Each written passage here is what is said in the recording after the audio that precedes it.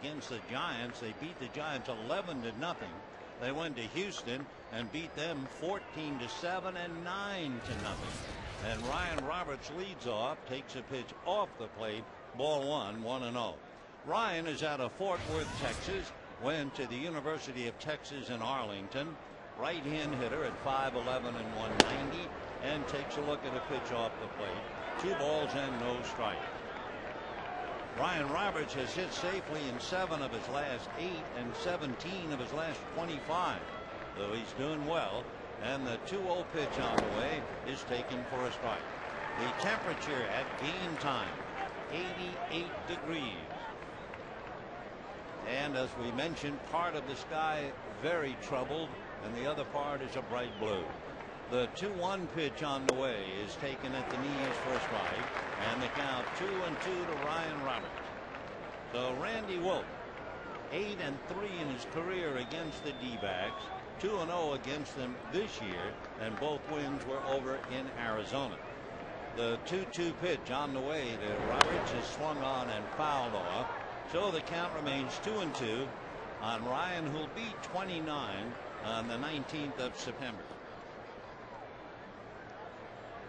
The Rockies, having been upended by the Dodgers and then suffering in San Francisco, though we can talk about them in a moment. The 2-2 pitch on the way, check swing, and it's low, ball 3. First of all, the Rockies and the Giants are off today. Tomorrow the Giants are in Philadelphia. The Rockies will be home with the New York Mets. Each team trailing Joe Torre's club by 6, and they're battling it out for the wild card. Roberts takes the next one high, ball 4. So Arizona starts off with a base runner. And we'll take a look at the Dodgers with the leather. It's Ramirez, Kemp, and Ethier in the outfield.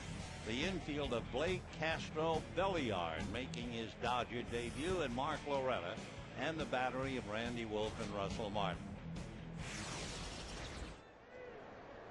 Ronnie Belliard at second base, giving Orlando a night off, he hopes. And for Belliard, wearing number 3, and a throw goes to first. A lot of well-known ball players have worn number 3. Instead of going through all the numbers, let's just say Steve Sachs wore it and Willie Davis wore it. Way back in Brooklyn, a great third baseman named Billy Cox wore number 3.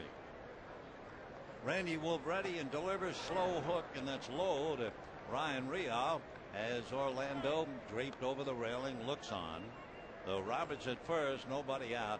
Rusty Real, R-Y-A-L, at the plate, and I guess he'll be forever known, certainly for the moment. He was the boy who hit that line drive that struck Hiroki Kuroda in the head. He's out of Ponca City, Oklahoma, and Wolf and Martin are not on the same page, so we can talk about Rusty. Real from Ponca City went to school at Oklahoma State. His dad played for 5 teams over 6 major league seasons. He was a pro for 14 years. So Real waiting at the plate. We have a runner at first, nobody out. The ball game just starting. For the Arizona Diamondbacks, they are a very young ball club. They are the 2nd youngest team now in the major leagues, behind Cleveland. Randy Wolf's pitch is swung on and lifted to straightaway center. Matt Kemp jogging in, and one hands it to the out. Roberts holding on at first base. The Rusty flies to center, 1 away, and the batter will be Justin Upton. So Justin Upton returned to the lineup coming off the DL on the 26th of August. And since he came up, which is just a few days, but nevertheless, he has made a big splash. He has hit .450 over that stretch. Of course, he was also hot before he got hurt, hitting .354. He's a very talented young ball player, right-hand batter, and takes a strike. Justin, along with his brother BJ, certainly making inroads into their big league careers, and they will be doing it for many years. He's only 22. Now the strike 1 pitch on the way, swung on, lifted down the right field line, peeling off foul, and out of play. So 0-2 the count to Justin Upton. When the Arizona D-backs got into the playoffs 2 years ago, everybody heard about Justin Upton. He hit a cool .327 during those playoffs. He also homered in 3 straight games last year, becoming only the 4th player in Major League history to do that at the age of 20 or younger. One hopper down towards Belliard. The quick flip to Castro. Even quicker flip to first, and it's a double play. So Ronnie Belliard begins his career with the Dodgers and starts at double play. And at the end of half an inning, the D-backs nothing and the Dodgers coming up.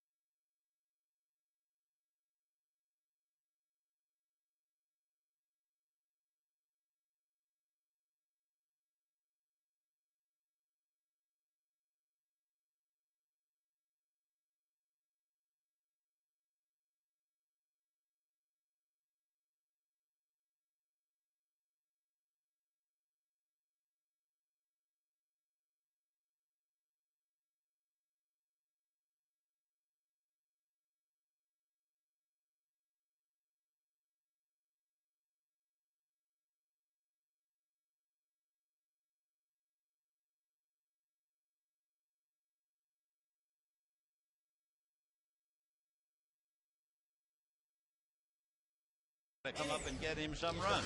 The Dodger lineup, Russell Martin will lead off behind the plate, followed by Andre Ethier and Manny Ramirez. Matt Kemp, the cleanup man. Casey Blake, Ronnie Belliard at second base. Mark Loretta at first. Juan Castro at short. Randy Wolf on the mound. On the mound for Arizona, the veteran, he'll be 34, Doug Davis, 6'4", 215. Out of the Community College of San Francisco, and his first pitch to Russell Martin outside, ball 1-0. Doug Davis pitches a lot better at home than he does on the road. The 1-0 pitch on the way, fastball, flip low, ball 2. At home, an earned run average of 3.2. On the road, an ERA of 4.3 over a run, big difference. Next pitch is in at the knees for a strike, and the count 2-1. You'll notice that Russell Martin has decided to go with the pants tucked in at the knees, at least for tonight. Now the 2-1 pitch coming up. Martin hitting .259, hits a high chopper up the middle. Going behind second base is Real to throw him out. So Martin, a ground ball up the middle, 1 away. And the batter will be Andre Ethier. Dodgers winning 4 out of 6 on their most recent road trip, winning 2 out of 3 in Colorado and 2 out of 3 against their last opponent in Cincinnati. And here is Ethier. For Andre Ethier, he has had a good year, and it's interesting when they break down the various batting averages and they look at Andre Ethier, there's a huge difference how he hits with or without Manny Ramirez in the lineup, and he fouls it away in the count 0-1. These are numbers, they have nothing to do with personal opinion. Without Manny, Ethier is hitting .218. With Manny in the lineup, Andre's hitting .322. Even though Manny Ramirez has not been tearing the world apart. The strike 1 pitch, ground ball right side, kicked by Real, picks out, throws, gets him anyway. That's the luxury of playing second base. You don't always have to handle the ball cleanly. The Rusty gets his man. knocks it down, just turned around and fired to first. And now here's Manny Ramirez.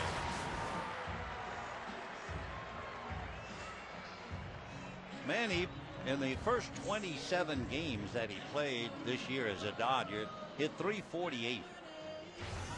Since he returned to the lineup following his suspension, he's hit .287. I mean, it's not too shabby, but then again, it's not Manny.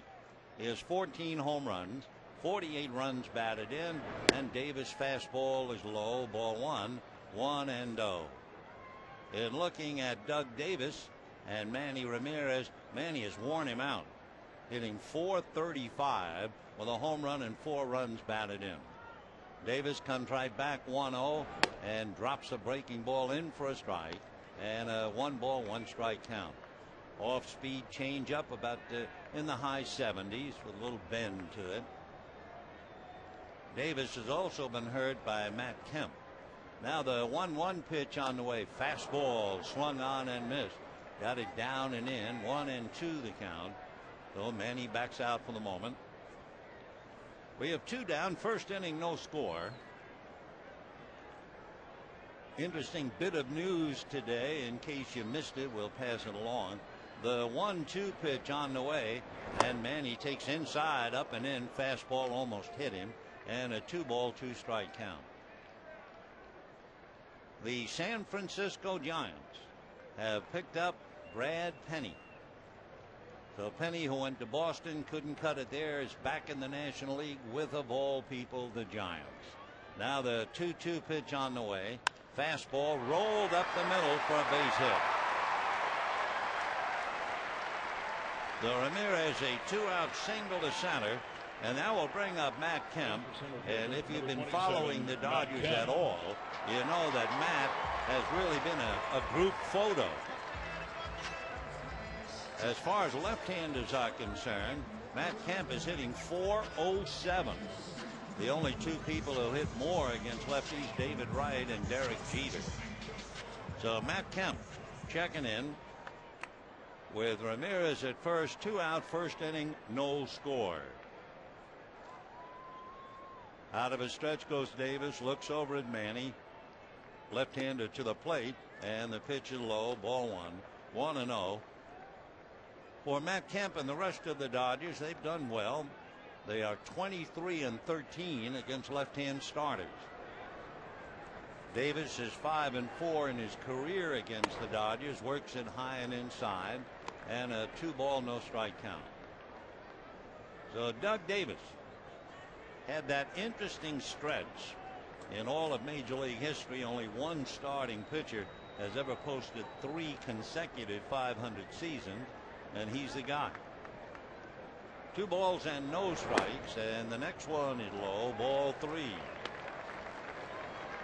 Orel Hershiser had it happen twice, but Doug happens to have it 3 years in a row, back in 04, 05, and 06. Now the 3-0 pitch to Kemp. Matt looks at a strike, and 3-1 the count. Yeah, he went 12-12, then 11-11, and another 11-11. Born in Sacramento, raised around the Bay Area. 3-1 pitch to Matt Kemp. He has a look at a strike. So Matt's starting to walk to first and comes back. And 3-2 the count. Bruce Dreckman is the plate umpire tonight. Bruce has been around 10 years. Lives in Iowa. So Bruce been at the waist, ready for the next pitch. And the 3-2 pitch to Matt Kemp. Davis delivers, ground ball, foul outside of third. Manny jogging to second. He'll have to turn around and come back. So Matt Kemp, with that .400 batting average against left-handers, hitting .315, 21 home runs, 85 runs batted in. Matt hit .360 on the road trip with 3 home runs and 8 runs batted in. There goes Manny on strike 3 call. Great pitch, outside corner at the knees. The wily Davis outfools Kemp, and at the end of an inning, Dodgers nothing, D-backs nothing.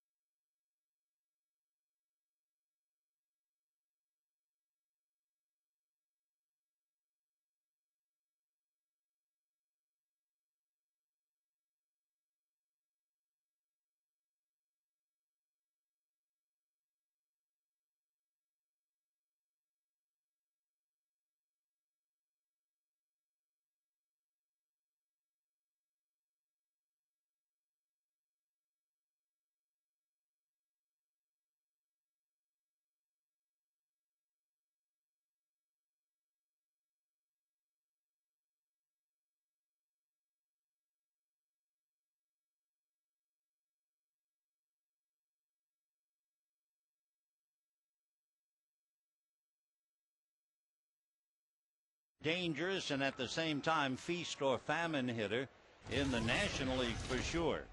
Reynolds has 40 home runs, 90 runs batted in, but he also pays the price. He has struck out 176 times, promptly lifts one into the sky in left center, looking up into a purple sky and losing the ball is Kemp. He backhands it as he collides with Manny Ramirez, and Matt holds on to the ball. The sky is purple. It is not blue anymore. It's not black. It is purple. And as Manny went one way, Kemp showed that he was having trouble. And as Manny came over to help out, they collided, not too hard. And Kemp was able, after throwing his hands in the air saying, "Where's the ball?" he found it going back to his left just as Manny ran up his back. So they both go down, but they're both okay. And that's a tough out. They're talking about Reynolds being a dangerous hitter. He almost wiped out 2/3 of the Dodger outfield. So one away in the second inning, and the batter now is Miguel Montero. Montero is hitting .294. That's tops for all National League catchers. In fact, it ranks third among all receivers.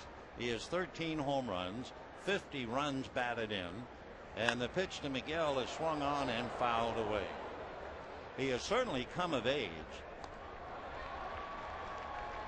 In the first 41 games he played, he had .219, but he has settled in now, and over a 58 game stretch he's hit .329. So Montero, a left-hand hitting catcher, and the strike two pitch on the way is swung on and fouled back. Miguel is from Caracas in Venezuela, and another young man. He's only 26, 5'11", 195. So Montero waiting at the plate. He has a little 4-game hitting streak, and he takes very high up and in. 1 ball and 2 strikes to Miguel Montero. So Randy Wolf rolling along nicely, walked the leadoff man, got a double play. Now he has 1 out in the second inning. Wolf turns on the rubber, and the 1-2 pitch on the way is lined into right field for a base hit. So a little breaking ball, and Montero pulls it. So the catcher continues to sting the ball. A 1-out single to right field, and that will bring up Chris Young. Chris Young, talk about how you hit the skids. When the Dodgers were in Arizona, quite a while ago, I guess back in early April or early May, and Young had signed a big deal. I think it was a 6-year contract, and right after he signed it, everything went wrong. In fact, in his last 14 games, he's hitting .061. He takes a curveball low. His overall batting average just .190, 7 home runs, 28 runs batted in. Of course, he's only 25. He'll be 26 next week. He was the second rookie in Major League history to hit 30 home runs and steal 20. He takes a breaking ball strike. The other rookie to do that was Nomar Garciaparra.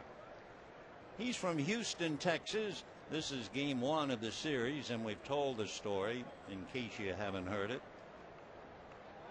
Chris Young went to Belliard High School, and James Loney played against him. Breaking ball swung on and missed. Slow curveball at 70. 1-2 the count. Anyway, in the course of the ball game, Loney was pitching. Young got a base hit. Then later, Loney hit a ball, and Young collides with a teammate and broke his arm. That was a big playoff game in Houston. The 1-2 pitch, ground ball to the hole and through into left field. So with 1 out, a single to right by Montero, a ground single to left by Young, and we have 2 on, 1 out, and the batter now, Brandon Allen. Brandon Allen is another Texan. He's from Conroe, Texas, and was originally drafted by the White Sox about 5 years ago. Drafted out of high school. He's a big fella, not only 6'2", but he checks in at about 235. And since he's been exposed to big league pitching, he's hitting .286. And left-hander Wolf delivers, and it's swung on and missed. Tell you one thing, if you're a left-hand hitter and a rookie and you're exposed to Randy Wolf, it's tough because left-hand hitters, both veterans and otherwise, are hitting 135 against Wolf. But then Montero got a base hit tonight. Strike one pitch on the way, and Allen takes high, 1-1. So Randy, no score, top of the second inning, trying to win his 5th in a row, and just as important, if not more so, trying to win the 100th game of his career. Randy out of his stretch, 2 on, 1 out, and the 1-1 pitch is taken for a strike. Allen started to pull the trigger and then backed off. He was going to go to the University of Houston. He was an excellent linebacker in football and an outfielder in baseball, and he's playing first base tonight. Now the 1-2 pitch on the way. Wolf set. Here he comes. Fastball got him swinging. And for young Brandon Allen, welcome to the club. Welcome to all those left-hand batters who went down against Randy Wolf. Just nothing fancy. Letter high fastball to blow him away. And with 2 down, the batter will be Augie Ojeda.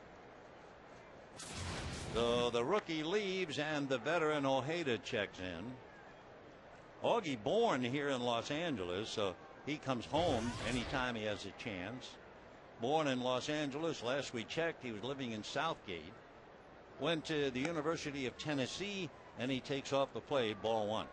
Augie hitting .235, 1 home run, 9 runs batted in. Playing shortstop with a left-hander on the mound. They sit Stephen Drew down. So Stephen hitting .263, taking in the ball game. 11 home runs, 56 RBIs, but they play Ojeda, who fouls it away, and a 1-ball, 1-strike count. Augie has had a good career. He first came up with the Cubs 9 years ago.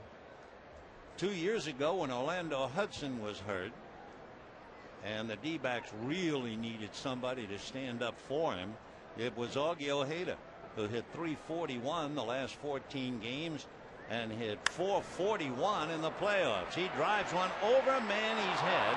Manny can't get it. 1 run will score. Here comes the 2nd run to score on a long double by Augie Ojeda, which surprised Ramirez, to say the least. Manny went back, couldn't come close to handling it. So a big double over Ramirez. He turned the wrong way, and that started his problems. And then he tried to turn back and correct, and by that time it was over his head. So Ojeda, a long double to left, and just like that, the D-backs lead the Dodgers 2-0. Remember, when the Dodgers play the D-backs over in Arizona, they're tough. The best the Dodgers could do so far this year is split 6 in Phoenix. Over here, the Dodgers have had their way. They've won 4 out of 5. So here is Davis hitting .143, and he backs off. Left-hand pitcher, right-hand batter. Doug has 7 hits, 1 double. He also has a triple. 3 runs batted in. Strikes out about a third of the time. That makes him dangerous. And the 1-0 pitch is swung on and fouled off. 1 ball and 1 strike. So the D-backs pick up 2 in a hurry. With 1 out, Montero single to right. Young single to left. Allen struck out, and Ojeda hits one over Manny's head for a double to drive in 2. 2-0 Arizona. Top of the second inning. Out of a stretch goes Randy. Left-hander slow curveball is hit down to third. Up with it there is Blake to make the play to Loretta. However, the damage is done. 2 singles and a double with Ojeda left at second. And at the end of an inning and a half, D-backs 2, Dodgers nothing.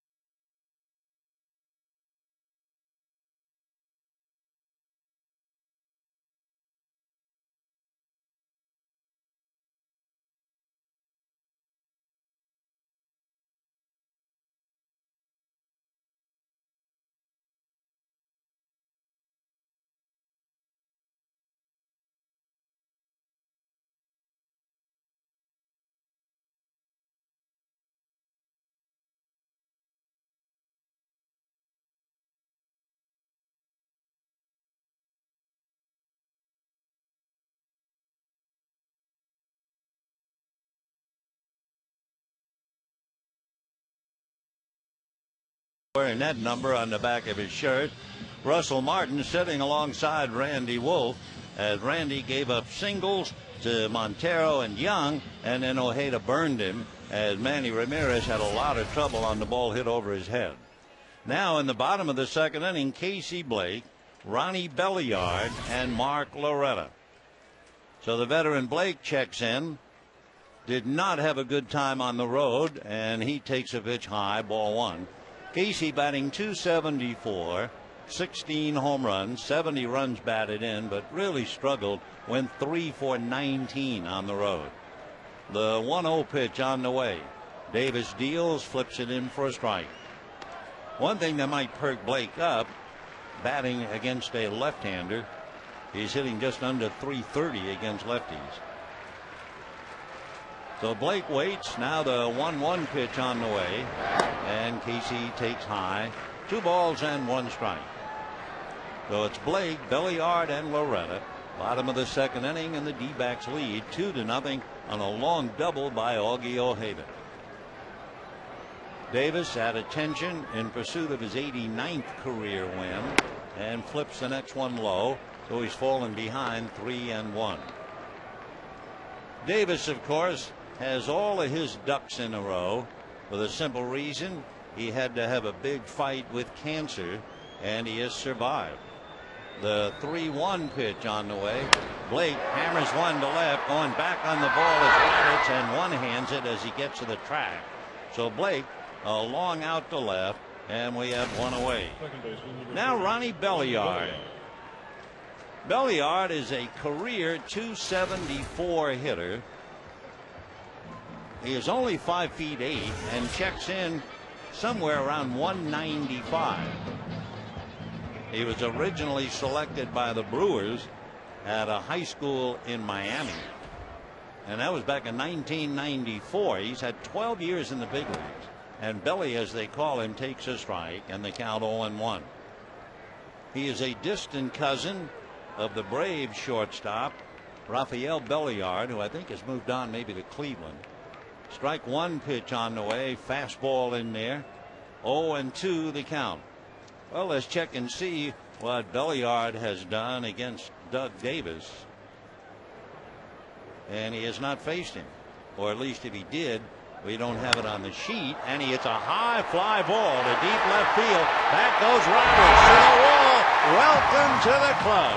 A home run by Ronnie Belliard. What a way to break in. And the D-back lead is 2-1.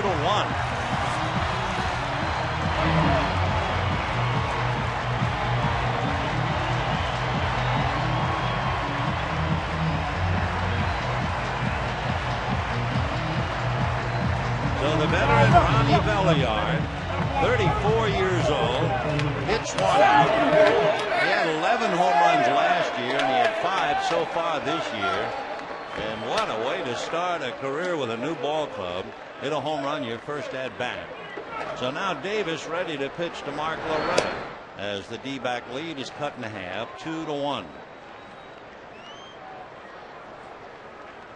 So Ronnie Belliard with somewhat of a shy look on his face as he walked the length of the dugout. When fortune smiled, that's a nice way to take it. Almost like, well, I don't want to take a bow. I'm just very grateful it happened. He had 17 home runs with the Indians. He had 11 with the Nationals. He had 11 with the Brewers. Now the 2-0 pitch on the way. Davis delivers a strike, and the count 2-1.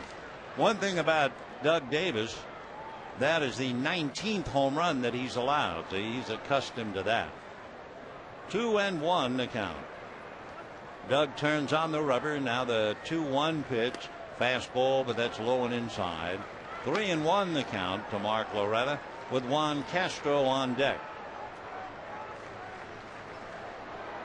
D-backs 2, Dodgers 1, second inning. Doug Davis ready, and the 3-1 pitch on the way is outside, ball 4. Take another look for the Ronnie Belliard, marching and chowders to side. Big slow curveball, and as the players would say, he was just sitting back on it and hits it into the pavilion in left field. His last home run was August the 22nd, and Manny Ramirez gives him a special welcome. His previous home run against the Brewers in Washington, D.C., August 22nd. Though he finishes up the end of August and hits one out. Nevada now is Juan Castro playing shortstop. We mentioned earlier how we're playing this game and we're trying to concentrate on what is a game. Castro takes a strike, even though it is business to all involved. But nevertheless, it's very difficult knowing that the pain and anguish going on all over the Southland with the fires. And if you wonder why Juan Castro is playing shortstop tonight, Rafael Furcal is vitally involved in what's going on. Strike one pitch is swung on and missed, 0-2. Rafael Furcal's home is in the La Cañada area, and his family was evacuated. And so Joe Torre felt that that's too much on his mind, and so that's why Castro is playing. 0-2 the count. Davis delivers, and it's foul back. Every now and then, life intrudes into the toy department, and it has happened to Rafael Furcal tonight. D-backs 2, Dodgers 1, second inning. Castro waiting, hitting .309, 1 home run, 9 runs batted in, takes in the dirt. Then when Montero is ready to throw, the ball flies out of his hand, and Loretta, who had no thought about stealing, moves into second base. Though all Montero did was turn, Loretta was running back to first, and the ball just slipped out of Miguel's hands.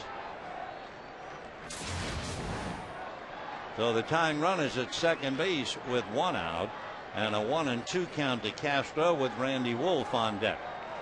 Davis out of a stretch, and the veteran left-hander's fastball is lifted and deep to left. Back goes Roberts to one-handed, and back to second base goes Loretta. So the 2 fly balls here have sent Ryan Roberts out onto the track in left field. Both hit hard. Now Randy Wolf coming up, and even though he is a pitcher, as you know, he is not a soft touch at all. Randy has piled up 11 hits, 4 doubles.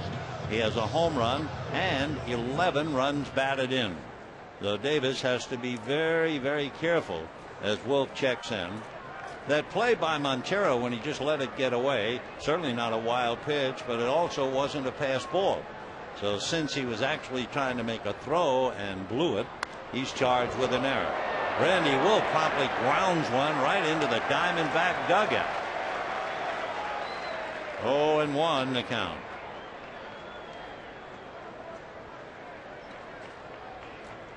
Two down, second inning, 2-1 D-backs. Ronnie Belliard makes his debut as a Dodger and hits a home run his first at bat. Loretta at second, and the strike one pitch to Randy Wolf.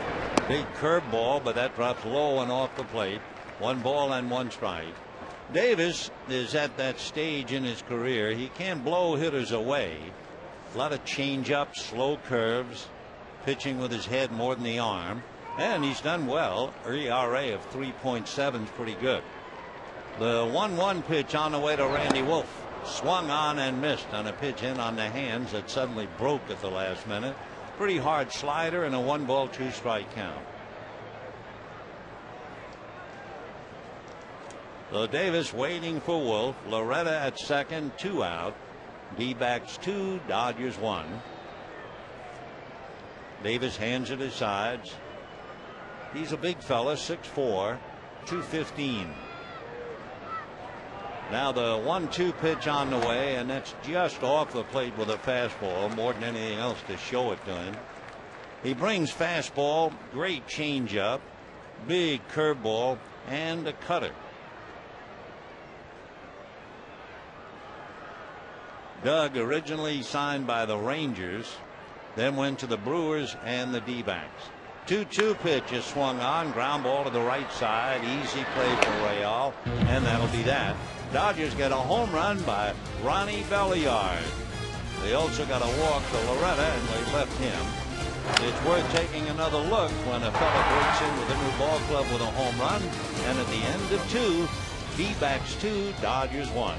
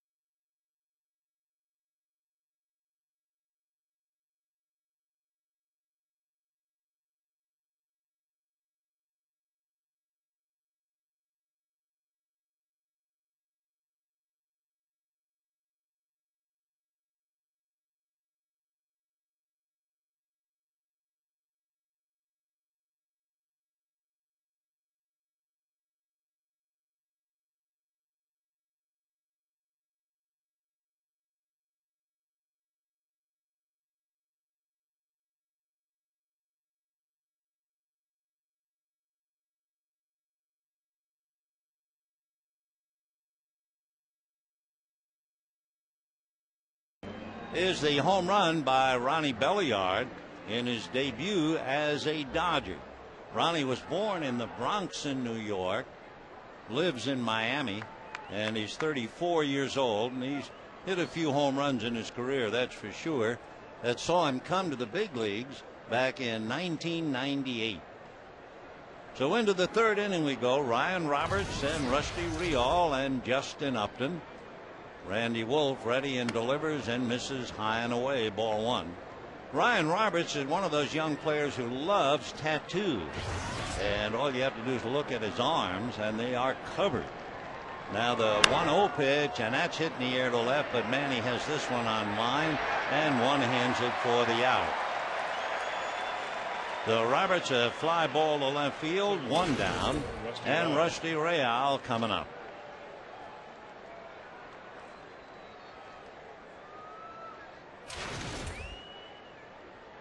Rusty fly to center in the first inning. One out, top of the third. D-backs 2, Dodgers 1. Takes a big breaking ball for a strike. 0-1. Rusty's one home run, that was against Randy Wolf. The strike one pitch on the way off the plate. We mentioned that his dad played for 5 teams over 6 major league seasons, and his father was a professional baseball player for 14 years. Now the 1-1 pitch on the way, and Rial slow curveball in for a strike. When Randy Wolf throws that slow bender like that one was only 65 miles an hour. Now the 1-2 pitch to the right hand batter. He reaches and hits it foul down the right field line. Another curveball, maybe 2 miles faster than the previous one. So 1-2 the count as Randy Wolf battles the D-backs. The D-backs have done reasonably well at home since the first week in August, but they've struggled on the road. 1-2 pitch inside, almost got him with a fastball. So after all those slow curves, he comes back at 88. For A.J. Hinch, his club has won 7 out of 9 at home, but they've turned around to lose 11 of 13 on the road over the same stretch. Now the 2-2 pitch on the way, inside. The key, of course, is what we told you at the very beginning of the ball game, that the Arizona Diamondbacks are now the second youngest team in the major leagues behind the Cleveland Indians. 3-2 pitch on the way is unintentionally fouled off. Fastball up and in. Rusty tried to hold up, and that was a case of the ball hitting the bat. Rusty can play a little second and third, basically a second baseman. Waiting on the 3-2 pitch, and the right hand batter ready, swings and comes up empty. Down he goes. 2 out in the third inning. You know, Dodgertown has a home with its very own zip code, 90090, and in celebration, the Dodgers are offering up to $90,099 seats, including games with the D-backs and the Padres. So visit Dodgers.com/eSavers, enter promo code WOLF43. Justin Upton hit into a double play in the first inning. Big swing and a miss. 0-1 the count to Upton. Hitting .308, 22 home runs, 71 runs batted in.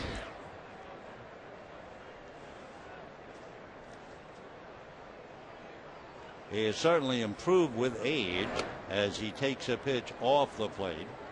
And of course, that's what Arizona is hoping for the entire ball club.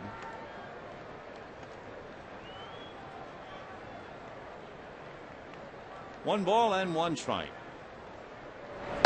He lays off a fastball on the outside corner. That's as hard as Randy has thrown tonight. He hit 91 on the gun. Upton just turned 22. And the 1-2 pitch outside.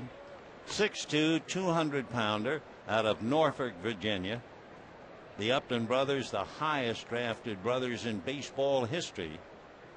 He was a first-round pick. BJ a second pick. The 2-2 pitch is foul back. Still 2-2. We mentioned when he was only 20 years old, hitting home runs in 3 straight. He joined, among others, Mel Ott and Willie Mays. Keep an eye on him. Now the 2-2 pitch on the way, swung on, lifted into right center. Should be high enough for Ethier, and he's there. So that'll be that. So the D-backs go out in order at the end of 2.5 innings. D-backs 2, Dodgers 1.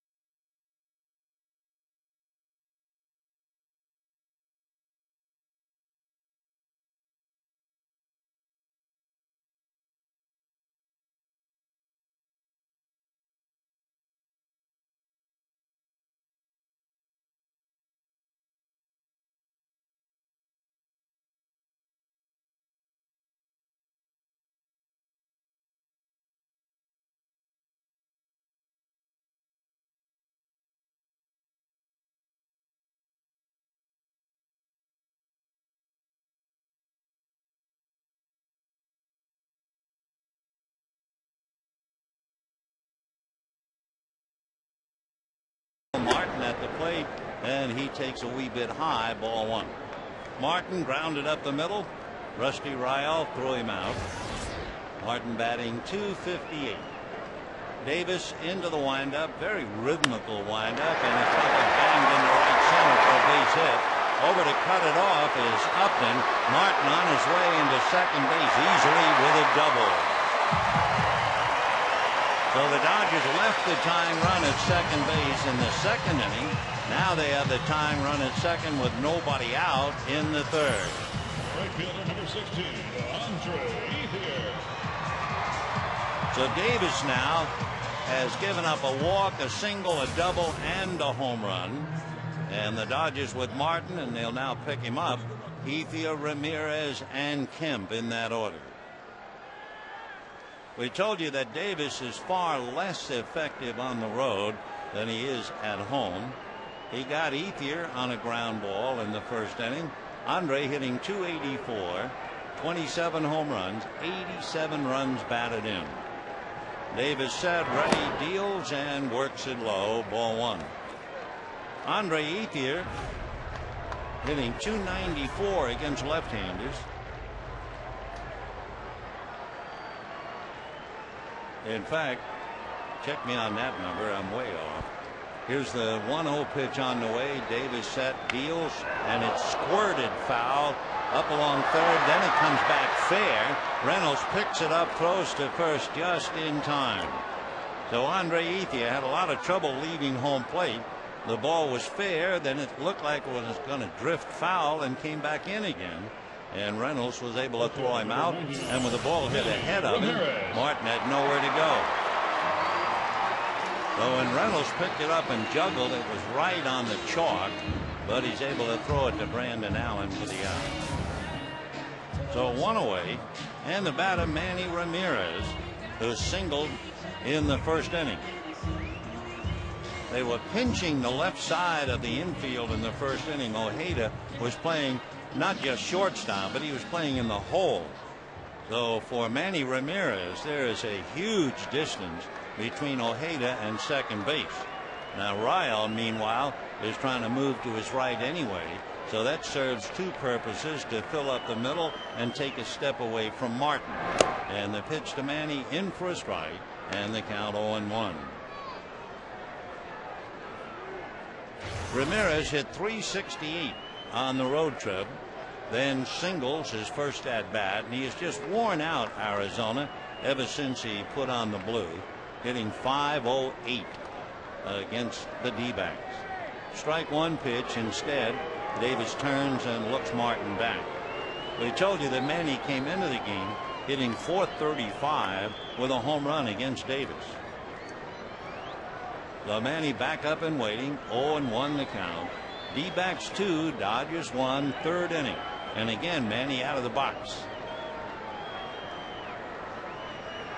Martin opens up with a double to the gap in right center. Outfield very deep. Chris Young especially in center field. Strike one pitch is taken for a strike, and the count 0-2. So with Young playing as deep as he is out there in center, if Manny bounces one up the middle, well, it figures that Martin could score easily. Same story. Ryan Roberts has to be no more than 25 feet, I would guess, from the warning track in left field. So they are back on him. Strike two pitch on the way is very high over his head. 1-2 to Manny. With his base hit in the first inning, Manny extended his little hitting streak. He has hit safely in 7 straight. 1 ball and 2 strikes. 2-1 D-backs. Third inning, Martin at second with 1 out. And the 1-2 pitch on the way. Fastball low in the dirt, blocked nicely by Montero. And a 2-ball, 2-strike count. So Miguel had to fight that thing to a draw.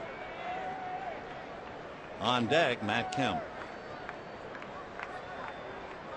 Ramirez not only a 6-game hitting streak, he's been busy scoring a few runs, and that pitch really fooled Montero. It looked like he tried to catch it with his bare hand. 2-2 the count. Davis another look back at second, very deliberate, now to the plate, grounded foul outside of third and down the line. Though it remains 2 balls and 2 strikes. D-backs scored 2 in the second inning. Montero singled, Young singled with 2 out. Ojeda hit one over Ramirez's head. Manny turned the wrong way, then turned another way, and by that time it was over his head. Ojeda had 2 RBIs. Then the Dodgers had Ronnie Belliard, homer, making his debut in the second inning, and that's it. Here's the 2-2 pitch to Manny Ramirez. Davis deals, fastball, grounded to short. Ojeda in position and throws him out. So again, with the ball hit ahead of him, Martin has nowhere to go. And that time, in pinching the left side, it paid off. That week, he can only be in one place. So Ojeda was burned on a ball up the middle, but this time the ball was hit right at him. So that brings up Matt Kemp, who struck out in the first inning, called out by plate umpire Bruce Dreckman. Matt Kemp is not accustomed to being called out nor making outs against left-handers. He came in batting .407 against lefties. 8 home runs in August, 21 home runs for the year. Davis ready. Matt waits, swings, hits a fly ball to center, going back. He's young and reaches up on the track to make the catch. So the Dodgers waste the double. No runs, a leadoff double, and a man left at second at the end of 3. 2-1 D-backs.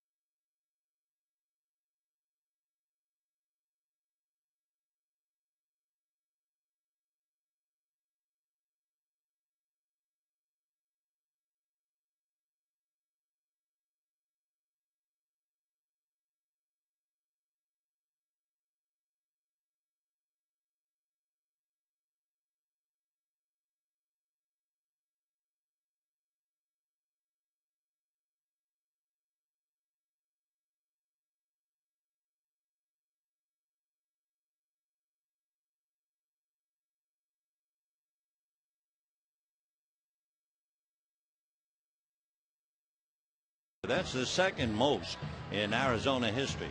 Which ex-Dodger is first?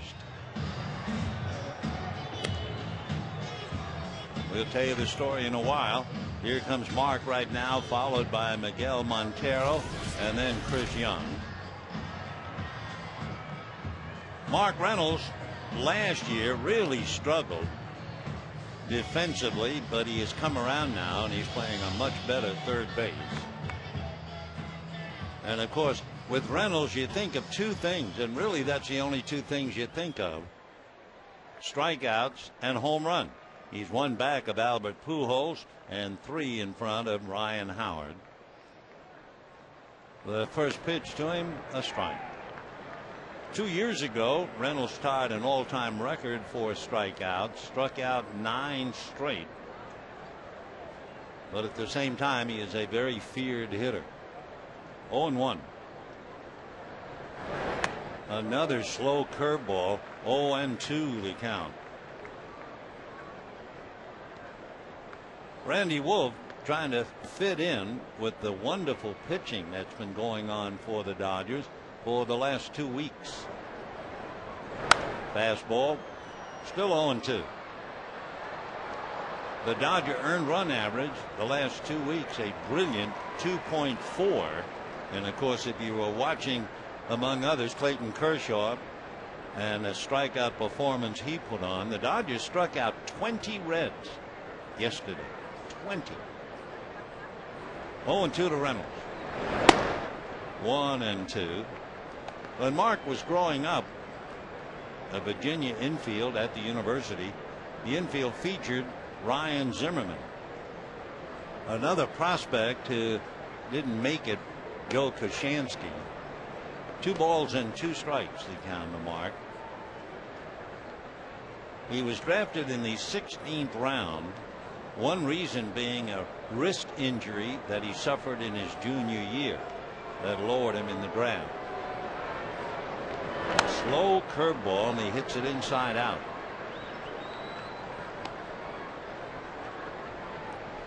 One of those guys in his second at bat in the big leagues. He doubled in 2 runs.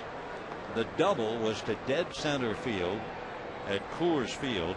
It hit the center field wall 413 feet away. But there's the other Reynolds, and down he goes. That would be the 3rd strikeout. Nothing fancy. Fastball up around the letters.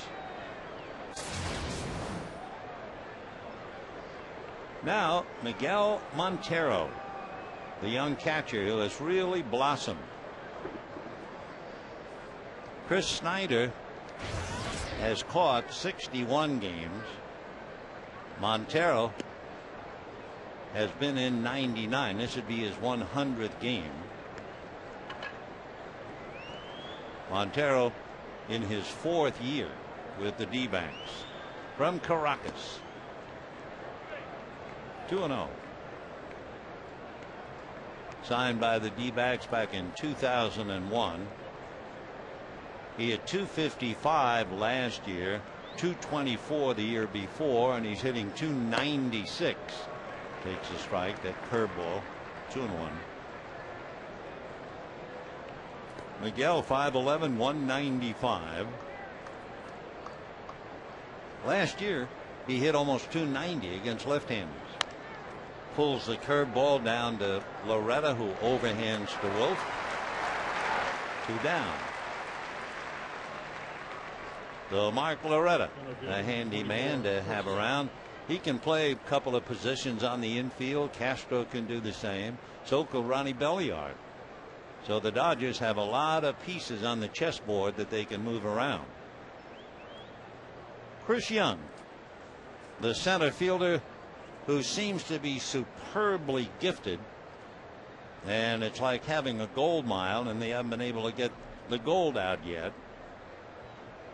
In 07 he had 32 home runs. Takes a strike.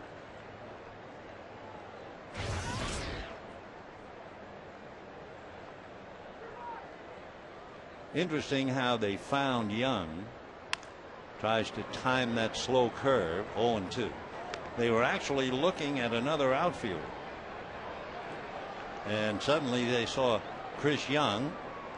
Here's this skinny, scrawny kid, they said, running across the outfield like a deer. And they said, wait a minute, who is that? Well, they got him. 0-2.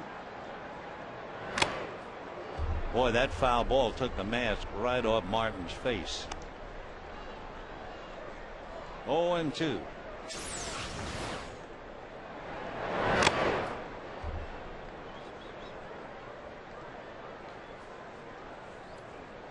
Two down. Though Martin gets stung.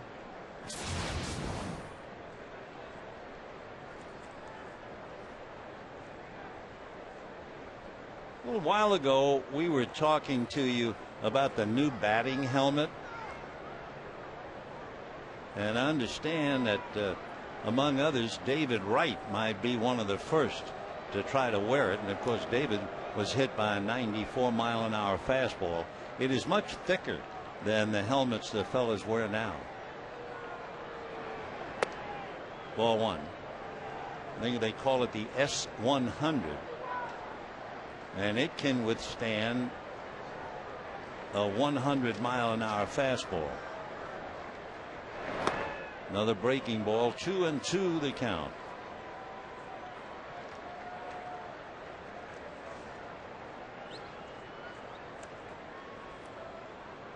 D-backs 2, Dodgers 1. Top of the fourth inning.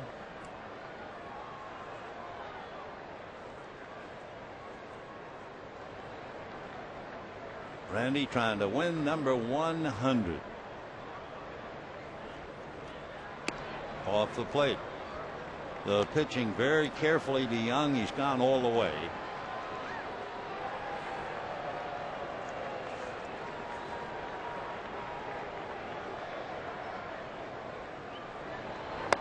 Hesitated and takes strike 3. So he who hesitates is called out on strikes. He didn't think so, but down he goes. 4 strikeouts for Randy, and it's still 2-1 D-backs.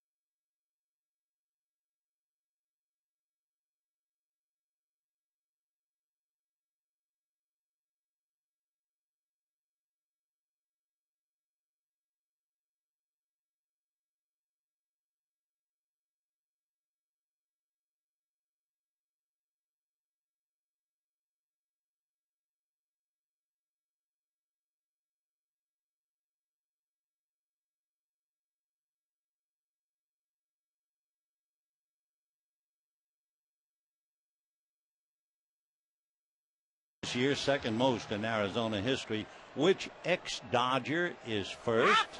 Did you know? It was Luis Gonzalez. 57 home runs for the D-backs in 01, and is now a special assistant in the front office to Arizona. So Mark Reynolds following Luis. One left-handed, one right-handed.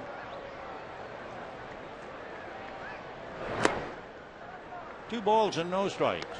Casey Blake hit the ball hard, but Ryan Roberts went back and flagged it in left field.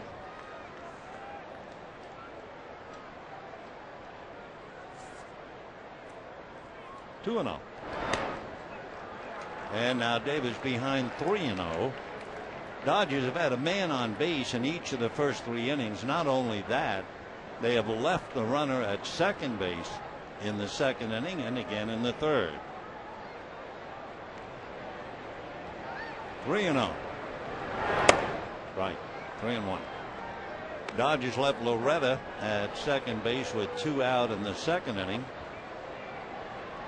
Martin led off the third with a double, and they failed to advance him. And that's hit in the air down the right field line. Upton coming over into foul ground, reaches up and makes the catch. A fine play by Justin Upton. It's always a tougher play when you do it in somebody else's ballpark. Justin in the corner to Spirit, one away, and the batter Ronnie Belliard. It would be an understatement to say he made a rather auspicious debut. And if you're wondering about Dodger players who homered in their first plate appearance over the last 35 years, Dusty Baker, Jose Offerman, Gary Ingram, and tonight Ronnie Belliard. 1 ball and 1 strike.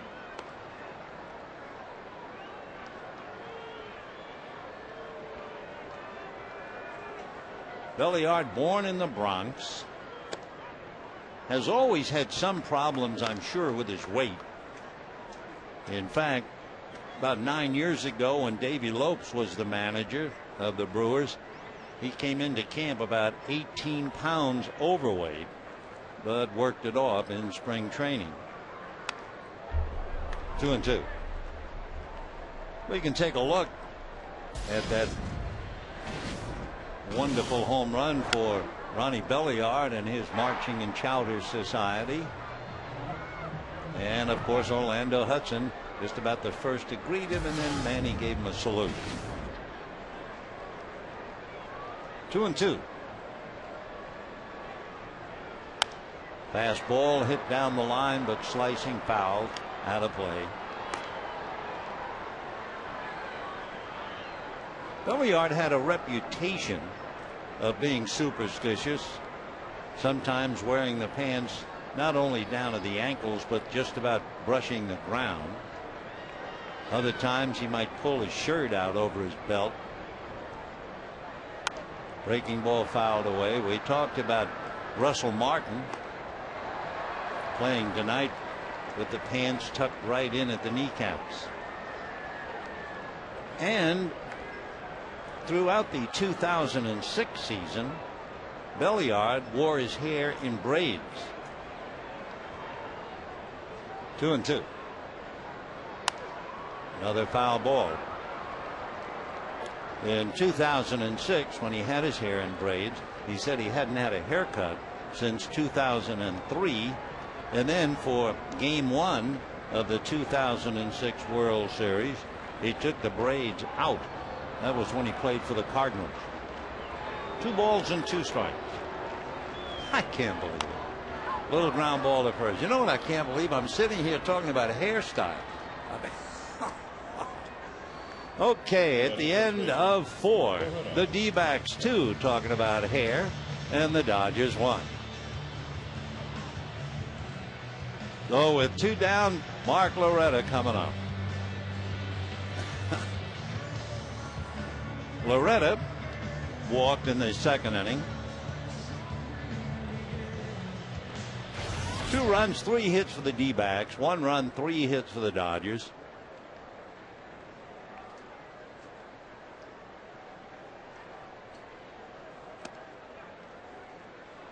One ball and no strikes. D-backs got 2 in the second. Belliard homered in the bottom of the second. Here we are in the 4th. 2-1 Arizona. That's a strike at the knees. 1-1. Davis' fastball is clocked at 84, and then they'll show a changeup at 79. So it's kind of tough to figure out which is which. Ball 2. That's 83-mile-an-hour fastball.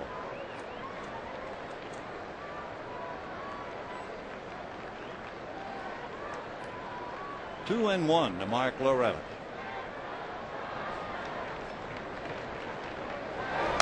And he's given him all of those 83-mile-an-hour fastballs, and the count 2-2.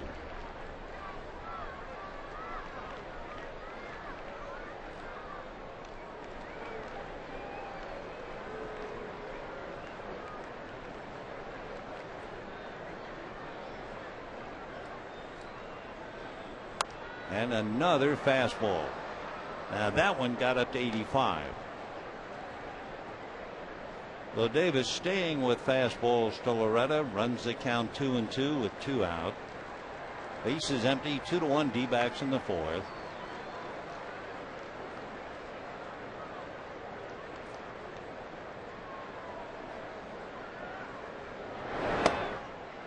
Tried to change up on him, and now they said that changeup is in the middle 70s, and some of his fastballs are 83. 7 wins and 11 losses. 0-1 against the Dodgers this year. 3-2. And he walked him again.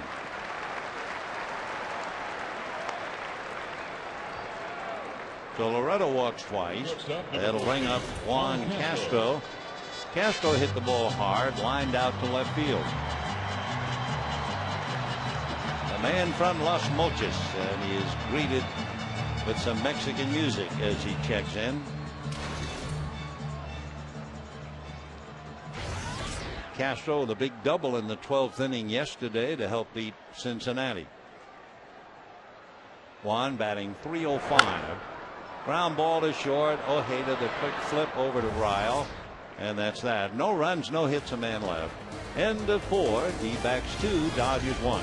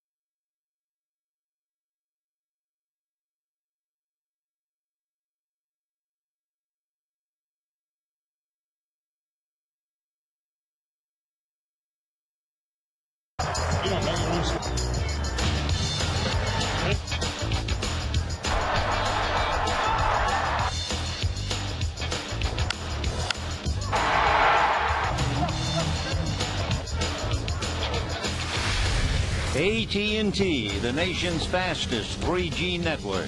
AT&T, your world delivered. 2-1 D-backs, 5th inning with Allen, Ojeda, and Davis.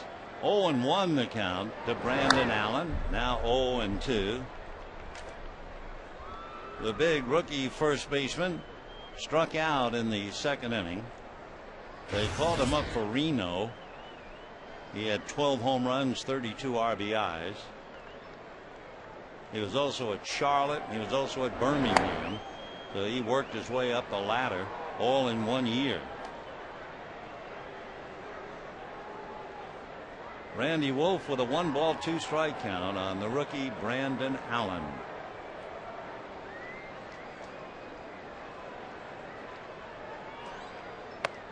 And fastball brings him up again.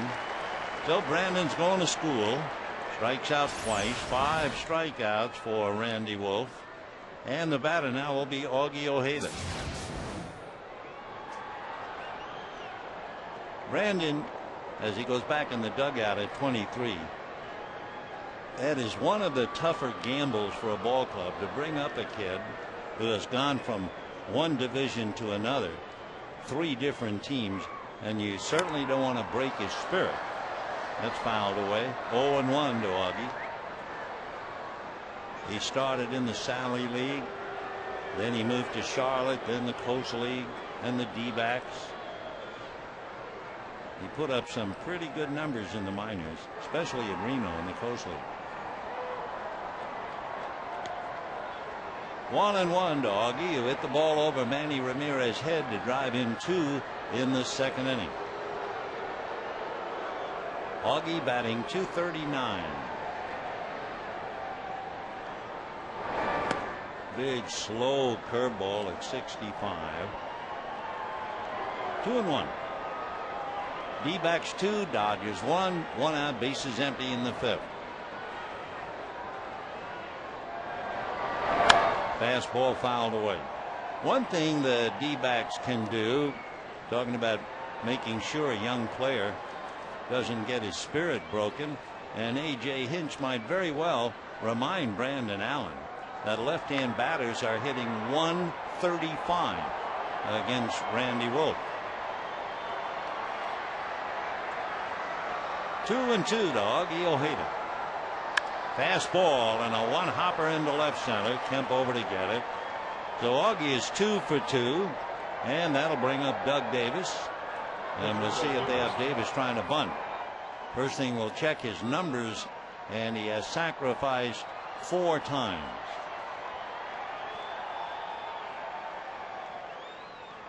So Ojeda is 2 for 2. He's knocked in the only 2 runs for the D-backs. And here's Davis with 1 out. On deck, Ryan Roberts.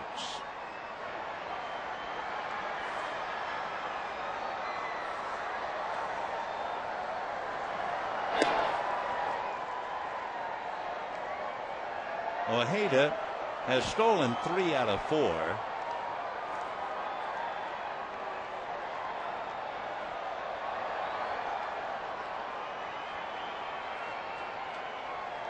Davis shows bunt, but again a throw to first. Plus that routine throw to first, if it takes a step away from the runner and there's a close play at second base, could be the difference between getting him and otherwise. Now the pitch, and there's the bunt. Fair, foul, and the count 0-1.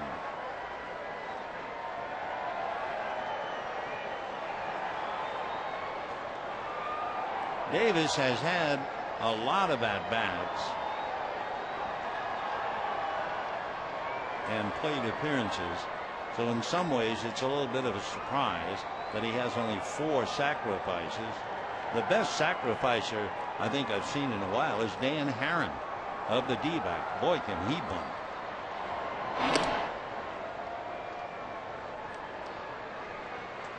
D-backs 2, Dodgers 1, top of the 5th.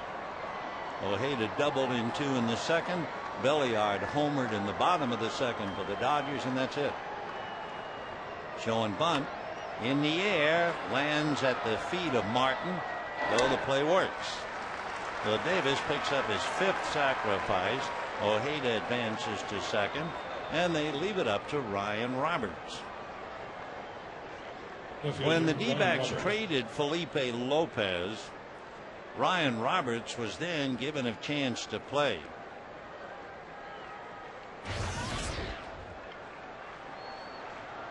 From the 19th of July on, Roberts hit .339.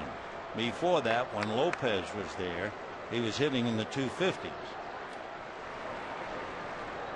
Trying to pick up Ojeda. Ball 1. Arizona, with everything else going south on them this year, 19 back, and they lost Chad Qualls, their closer, who had 24 saves.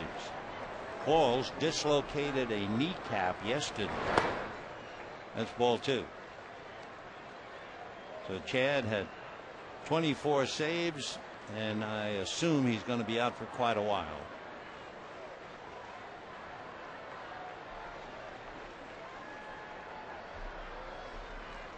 Two balls and no strikes to Ryan Roberts, hitting .299. That's a strike.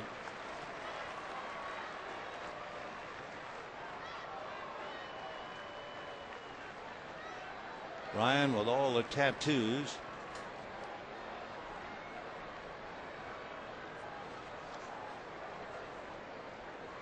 He has his initials RR, but he also has 4 words typed.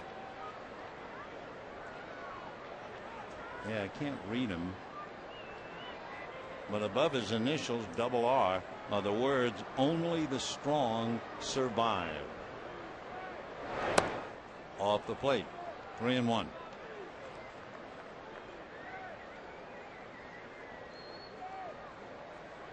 Waiting on deck, Rusty Ryle.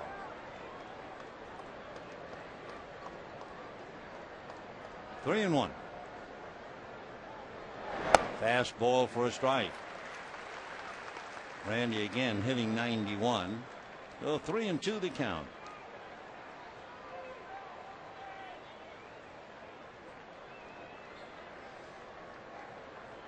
Ojeda at second, 2 out, and a full count to Ryan Roberts. And he walked him. The Randy pitching very carefully to the left fielder. He has struck out 5, and he has walked 2. Roberts each time. So Rusty Ryle flied to center and struck out.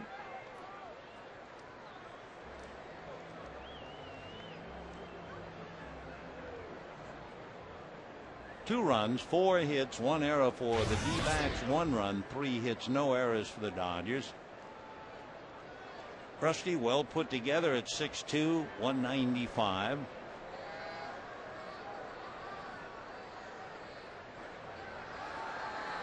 Roberts and Ojeda out there, and a big breaking ball on the hands. That 67-mile-an-hour runaway balloon. 0-1.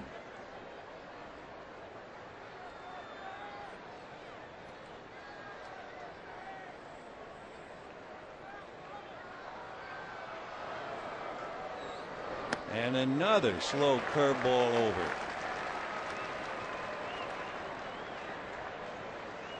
Randy has really perfected that soap bubble. Ojeda at second, Roberts at first, 2 out. 2-1 D-backs, 5th inning. Show him the fastball. 1-2.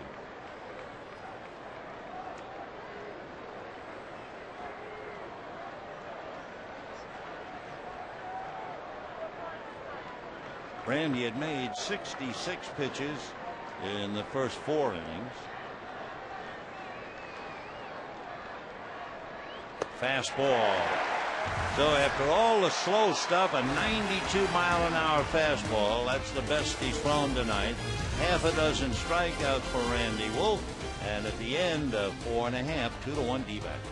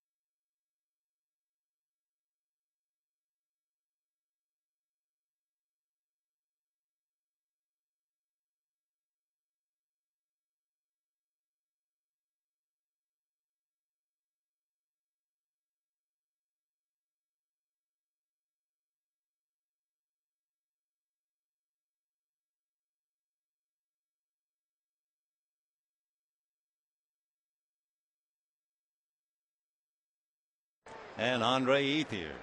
Dodgers get at least one man on in every inning, but they've had trouble, and that's a strike. The only Dodger run, the home run by Ronnie Belliard. Wolf, Martin, and Ethier. If anybody gets on, Ramirez. 1 ball and 1 strike. Randy grounded out.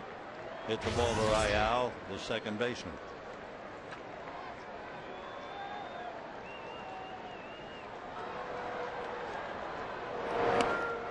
1-2.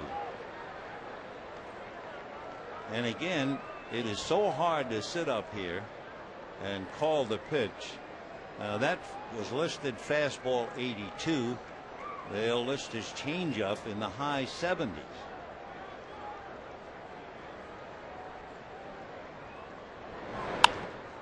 Ground ball down to Royale. And 1 away. You know, Friday the Dodgers celebrate Military Appreciation Night with fireworks presented by Farmer John and an All-American My Town with unlimited food and a free Dodgertown USA t-shirt. For tickets, visit Dodgers.com/sit-in-my-town or call 866-DODGERS. Russell Martin grounded to second, doubled into the gap in right center, leading off the third, and the Dodgers left him. Ball 1.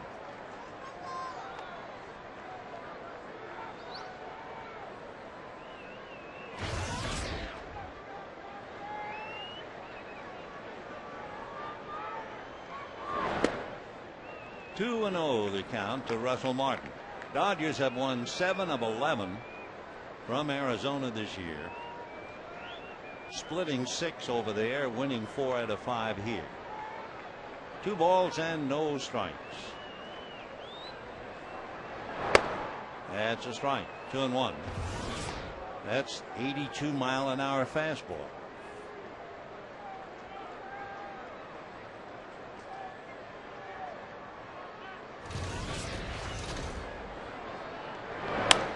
And a high fly ball to shallow center. Young is there. 2 down in the 5th inning. And Andre Ethier grounded to second, grounded to third. So Andre 0 for 2.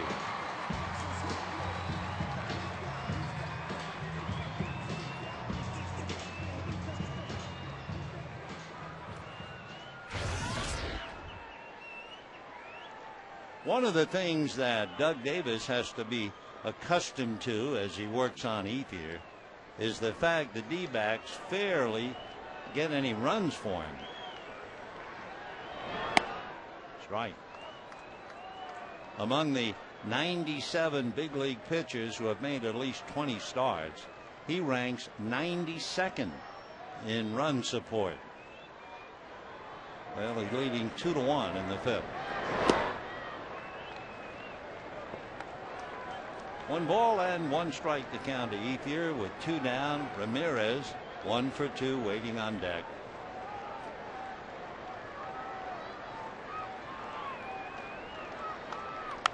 And pop foul. Doesn't look like there's a chance, but Montero comes over anyway. Back in about 5 rows at least. And Manny there to pick up his helmet. 1-2 the count.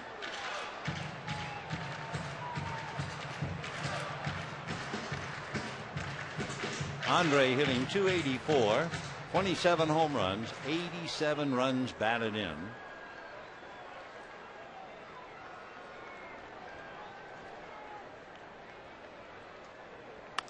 And that's a fly ball to left field. Going back is Roberts, but plenty of room. And that'll be that. So the Dodgers go quietly in the 5th. And at the end of 5, it's 2-1 D-backs.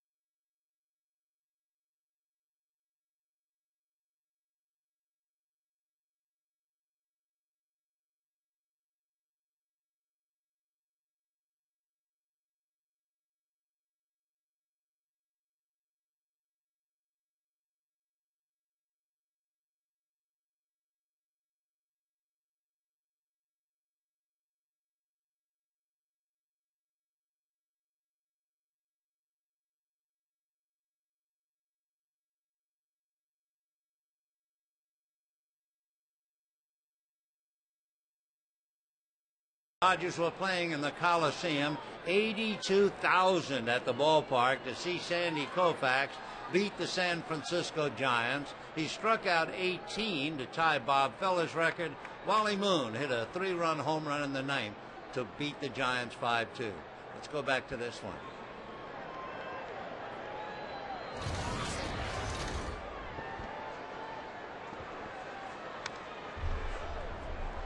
D-backs still holding on to a 2-1 lead.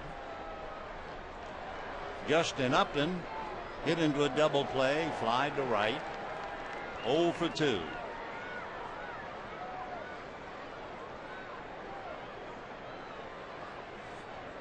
No balls, 1 strike. 1-1. 1961, Dodgers playing in the Coliseum, the famous screen in left field. And Wally Moon made the phrase "moon shot" part of LA history. Sandy, by the way, that year went on to win 18. 2 balls and 1 strike to count to Upton, followed by Reynolds and then Montero. Full foul. 2-2.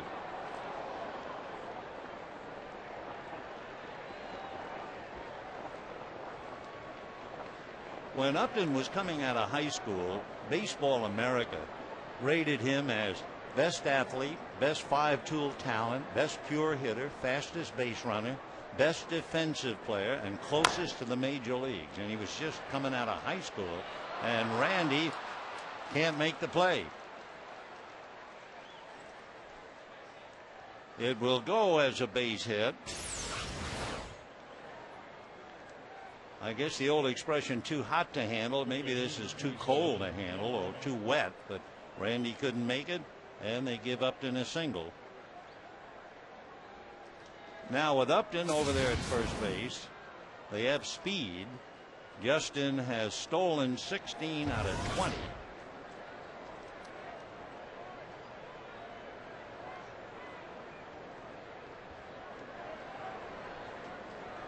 So here's Reynolds.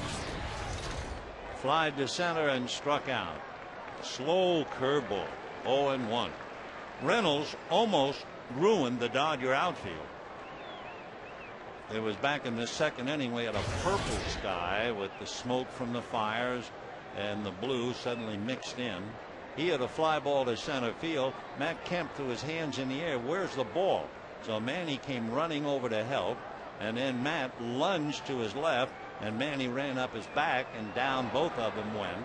But Kemp held on to the ball, and neither man was shaken up except Joe Torre.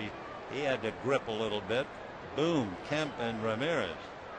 Well, they were both okay.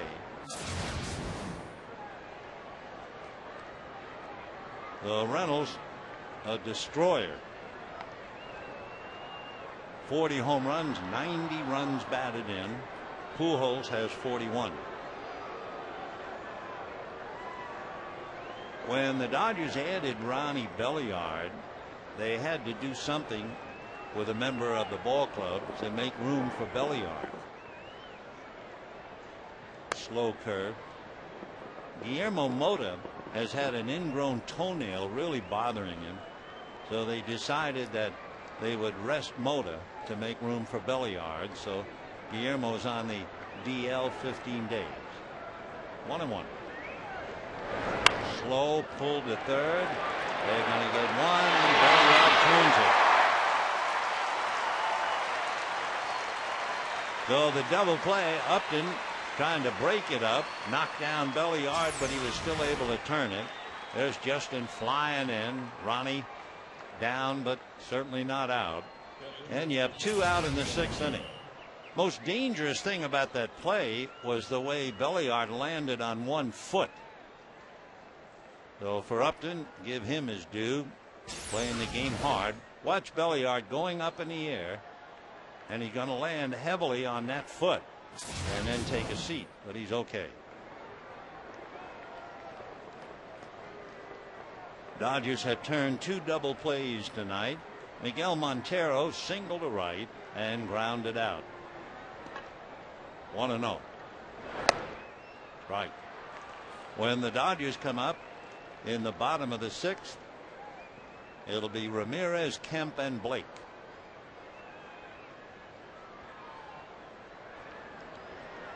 One and one. Fastball, check swing, foul.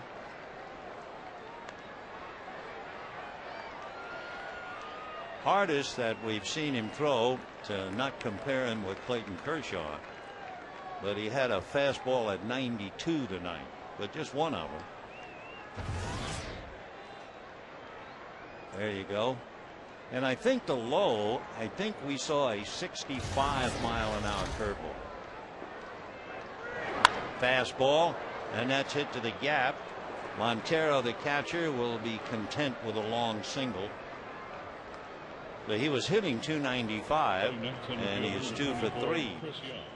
And Chris Young coming up. Randy's allowed 2 runs and 6 hits. He has struck out 6, and he has walked Roberts twice.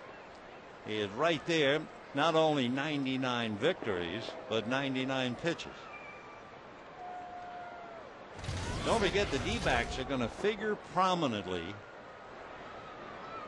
as to what they do against 3 teams. They have 19 games with the Giants, Colorado, and the Dodgers. Doubtful they will affect the Dodgers, but realistically they might have a lot to do with San Francisco and Colorado. That slow curveball, pull foul.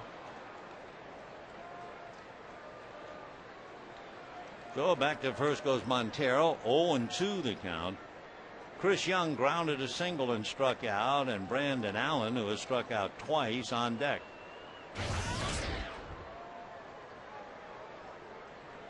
James McDonald now begins to throw in the Dodger bullpen. Interesting, he almost faced his cousin yesterday. Almost. His cousin was on deck when James got the out. His father's brother's son, Donnell McDonald. Fastball. The Young strikes out, slings the bat away in disgust. 7 strikeouts for Randy. And at the end, 5.5, 2-1 D-backs.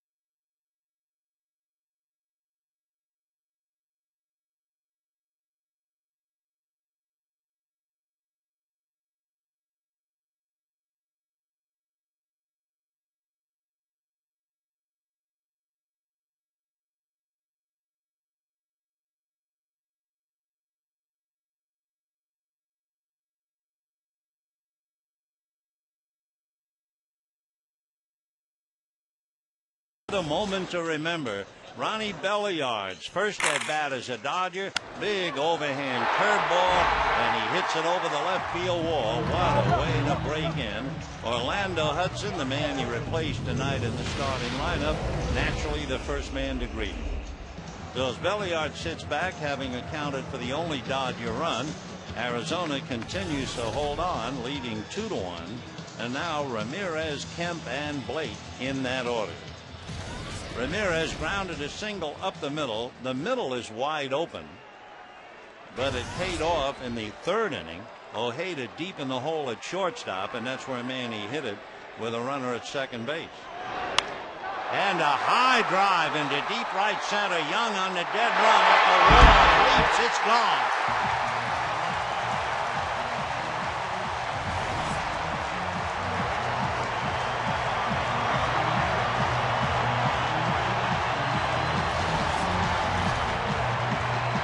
Manny Ramirez, who came into the game hitting .435 against Doug Davis, hits his second home run against Davis and his 15th home run of the year.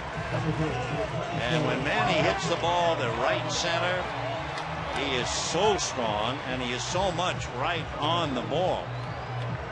So he drives that over the wall. That ties it up 2-2. Young gave it his best shot, but no chance.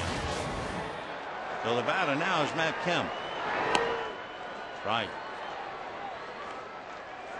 So Manny is 2 for 3, and he has just worn out Arizona, hitting over .500 against Arizona since he became a Dodger. 0-1 the count to Matt Kemp. And Kemp hits a high drive to dead center.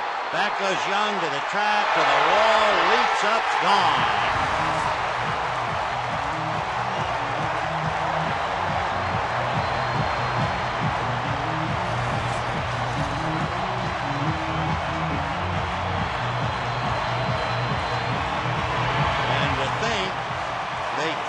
And almost hurt each other back in the second inning. Doug Davis is stung back-to-back swings by Manny Ramirez and Matt Kemp. Davis has now surrendered 20 home runs, and Arizona has surrendered the lead. Dodgers lead 3-2, and the batter is Casey Blake. Right, 0-1. Boy, Kemp just went right and got it, clearing the leap by Chris Young. 1-1 to count. 9 home runs in August for Matt, 22 this year. I always think of John Bowles. John Bowles, when he was in the Florida organization at the time, later on with the Dodgers, and they were talking about a young player, and they said, what is his ceiling? And John said, his ceiling is the Sistine Chapel. And I've never forgotten that watching Matt Kemp. His ceiling is indeed the Sistine Chapel. Wow. So Randy comes over now. He has a lead thanks to the muscle, and the Dodgers lead 3-2. By the way, he's made 102 pitches. So they'll watch him carefully. In on the hands, 2-2. Down in the Dodger bullpen, talking about watching Randy carefully, Hung Chi Kuo begins to heat up.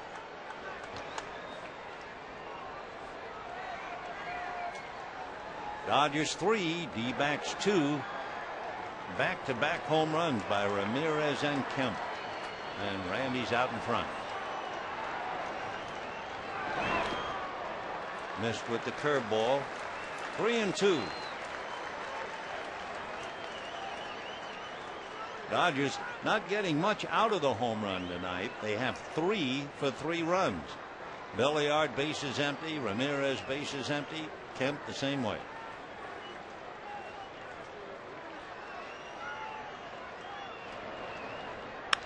And a hopper. Oh, what a play by Ojeda, and throws him out.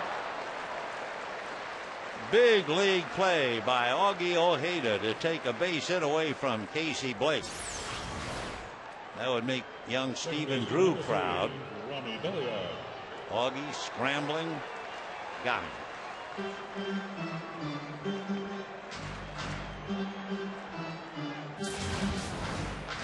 Doug Davis, by the way, is due to bat third when the D-backs come up in the 7th inning.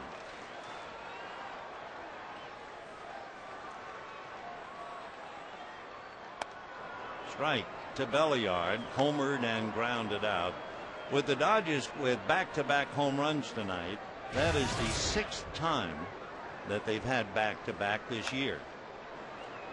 Manny Ramirez has been included in 4 of those 6. Blaine Boyer begins to throw for the Arizona D-backs in the pen. And of course, now that they're down on the road, chances are very good they'll be batting for Doug Davis.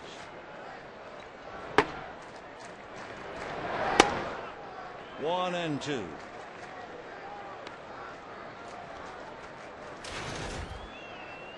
We mentioned earlier that Brad Penny was picked up by the Giants, let go by the Red Sox.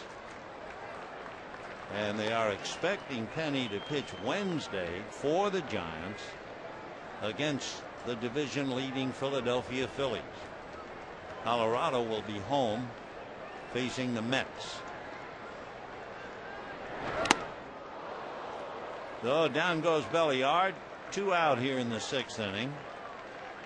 For Davis, he doesn't throw hard enough to strike out very many. That's only his 2nd strikeout, and it looked like Belliard was over swinging. Might have been caught up by the home run virus after Ramirez and Kemp. So here's Loretta, who has walked twice.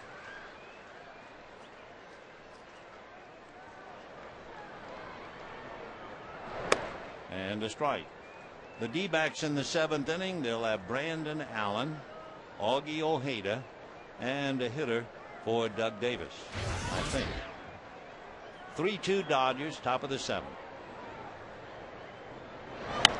And a fly ball to right, cruising over is Upton.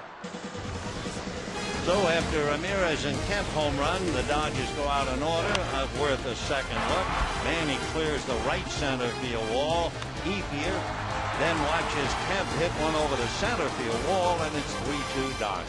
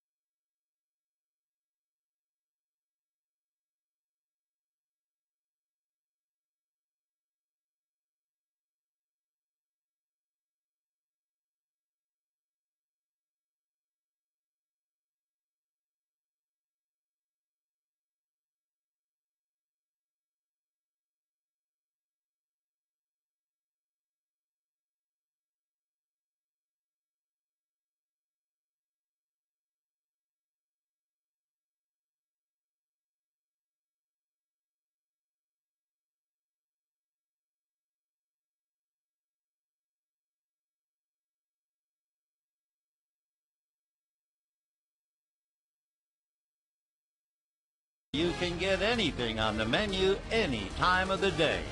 And by Mazda's Summer Drive-Off event. Drive off with the best deals of the summer on a fun-to-drive Mazda.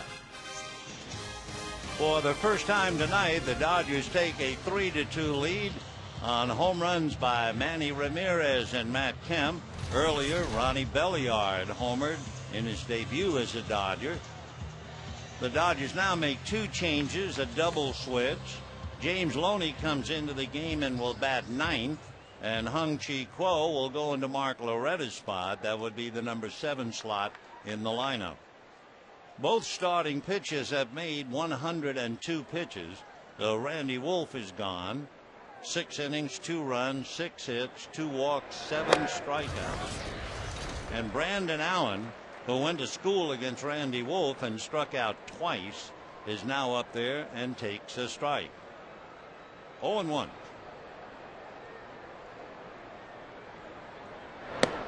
The other thing tough about Allen now, being a rare left-hander to start against Randy Wolf, despite having just come up from the minors.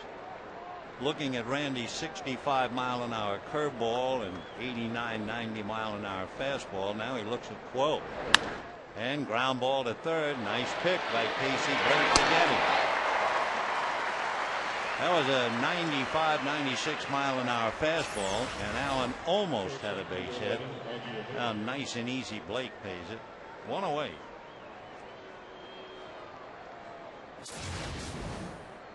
Augie Ojeda coming up, and they'll go to the bench. John Hester, a rookie catcher, is out on deck.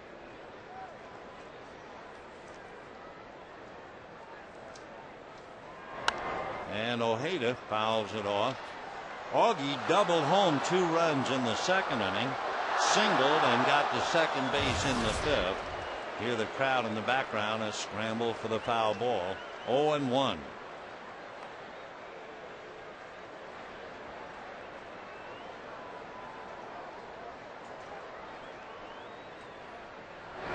And a hard ground ball base hit. So Augie, who was born in Los Angeles, lives in Southgate, to my knowledge, is 3 for 3, and Hester coming up. Be sure to celebrate Manny's Magical Night with his bobblehead pack, an original bobblehead, tickets to 3 Sunday games, and a seat September 16th when the first 50,000 fans receive Manny's curtain call bobblehead. Buy now at Dodgers.com/specials or call 866-DODGERS. John Hester had the thrill of a lifetime, and he's just starting out. He had a pinch hit 2-run home run in his first major league at bat against Wilton Lopez. He hit it in Houston, and they said it was about 420 feet. Though he joined Alex Cabrera and Gerardo Parra. That's the 101st time in baseball history a player has homered in his first at bat.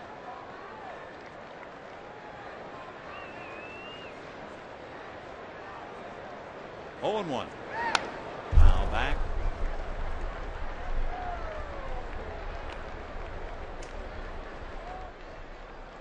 John Hester was 3 for 4 in the Houston series. James McDonald throwing in the Dodger bullpen. Ojeda at first with 1 out. 0-2 to Hester.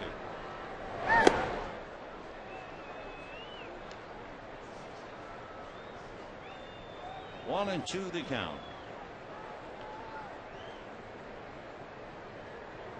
Hester was called up from AAA Reno the end of August.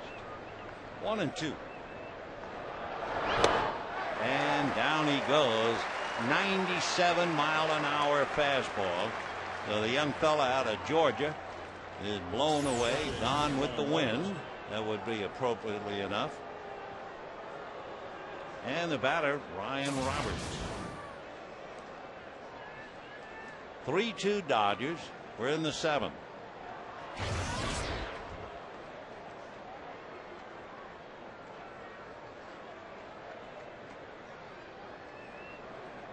Roberts walked twice, flied to left against Randy Wolf.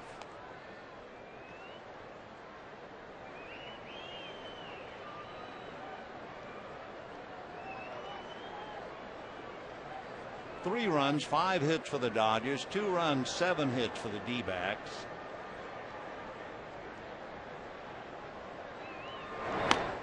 That's a strike. So after looking at Randy Wolf, they see a different kind of a left-hander. Hung Chi throwing 95, 96, 97. 1-1 to count to Roberts. Roberts hitting .299. High fastball. That was 97, and I think it was out of the strike zone anyway. That's where you turn to the umpire and say, did that sound a little high?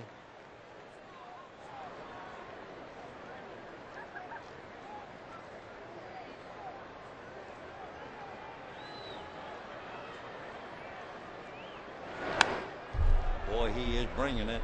97 again. Hung-Chi Kuo, not only a remarkably talented pitcher, but I guess you could certainly call him a physical marvel. To have 4 surgeries, 2 Tommy Johns, all on that left arm, and still be able to throw 97.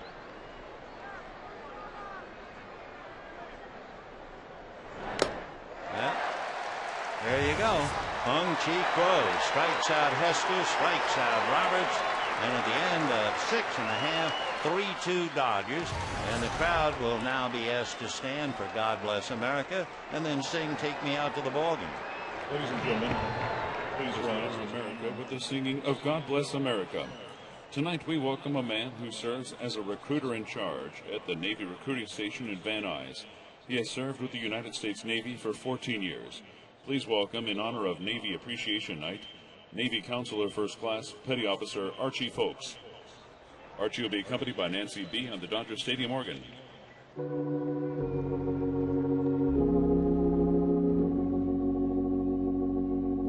God bless America, land that I love.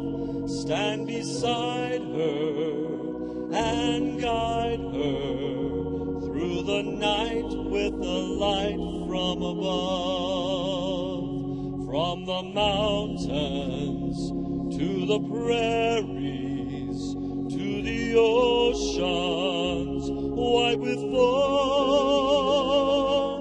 God bless America, my home sweet home. God bless America, my home sweet home.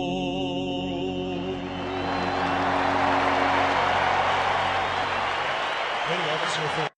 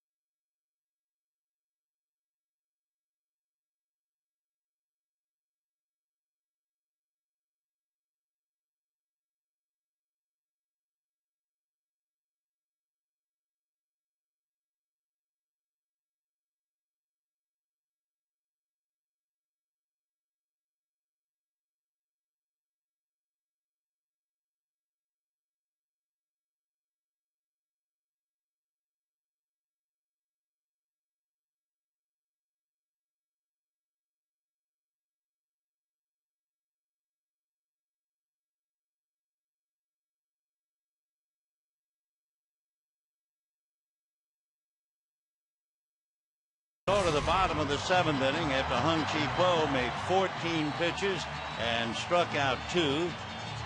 On the mound is Blaine Boyer, 6'3", 215, a big Georgia boy, originally drafted by the Braves out of Marietta High School. And he'll be working on Castro. A broken bat ground ball up the middle. Real behind second and throws to get him. So Castro shatters the bat, one away. Nice play by Rusty. First baseman, number 7, James Loney in the double switch, remember. Bats 9th. And Loney coming up. Down in the Dodger bullpen, they're throwing some left-handers at Arizona. You had Randy Wolf, then you have Hung-Chi Kuo, and now George Sherrill.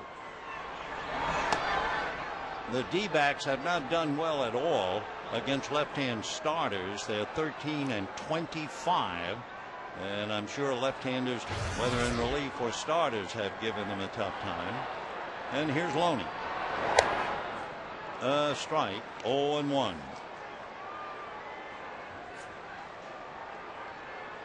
James hitting .275, 9 home runs, 75 runs batted in.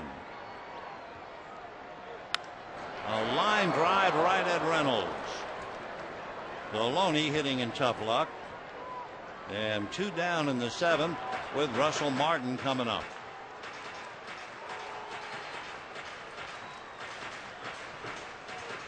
Martin in the leadoff role tonight with Rafael Furcal having the evening off.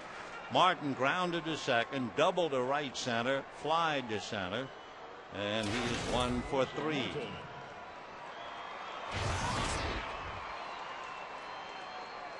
It's amazing how one player doing something different stands out.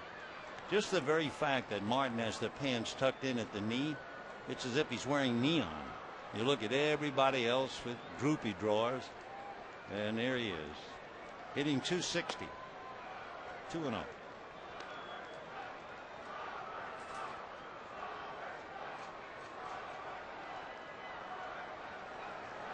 Big Blaine Boyer out there on the mound pitching to Martin.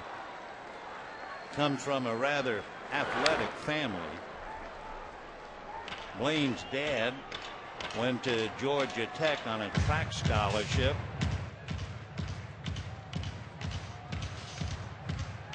His dad was also a standout quarterback in high school, as were 2 of his 3 older brothers.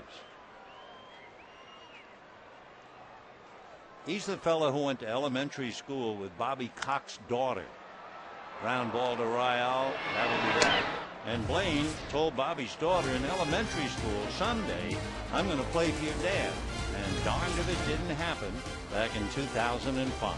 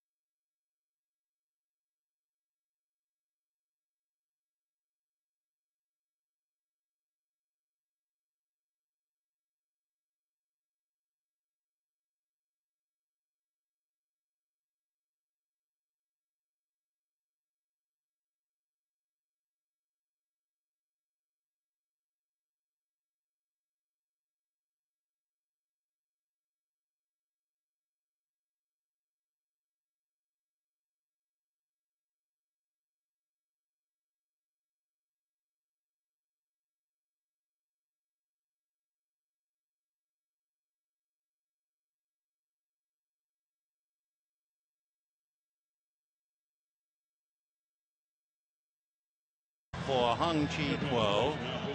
So the battle of the left-handers, Wolf, Kuo, and Sherrill. Doug Davis, the left-hander, and the right-hander Blaine Boyer for Arizona. For Sherrill, he has just continued to do what Dodger pitchers have been doing.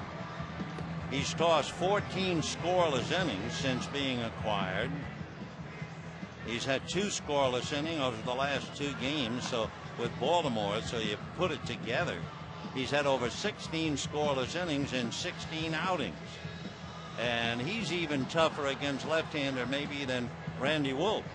Randy Wolf, a batting average of 135, and Sherrill has limited left-handers to 123. Of course, the Dodger pitching has been absolutely dazzling, and they had 20 strikeouts Sunday against Cincinnati. Now it's Ryal, Upton, and Reynolds.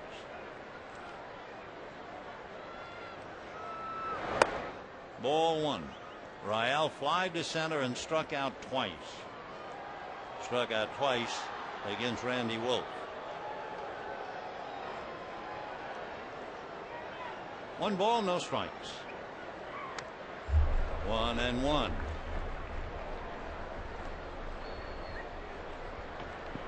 Rusty out of Oklahoma, working against George Sherrill.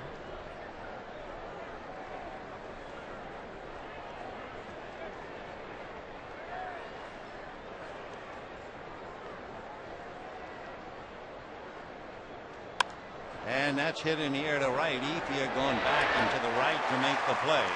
So Ryal lines out to right, 1 away. Just an update. Dodgers leading 3-2, trying to add to the fact that they've won 4 of the last 5, 7 of 10, 8 of 12. Remember, the Dodger lead appeared to be shaking when they were only 2 in front of Colorado. But it kind of figured that the Dodgers would get rich in Cincinnati, and sure enough, Colorado stumbled in San Francisco. Way outside to Upton, ball 1. Justin grounded into a double play, flied to right, and singled when Randy Wolf came off the mound and fell down. Fastball, strike.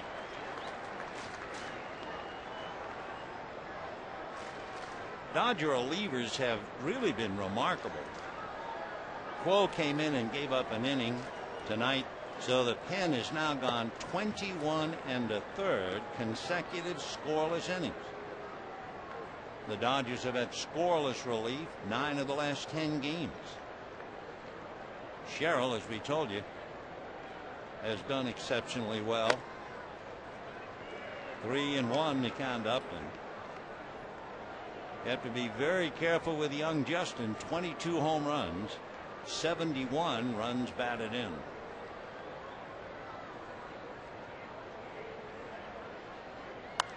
Fouled away, 3-2. Dodgers have not been impressive in August, and I'm sure you would agree. They're playing 500 ball in the month.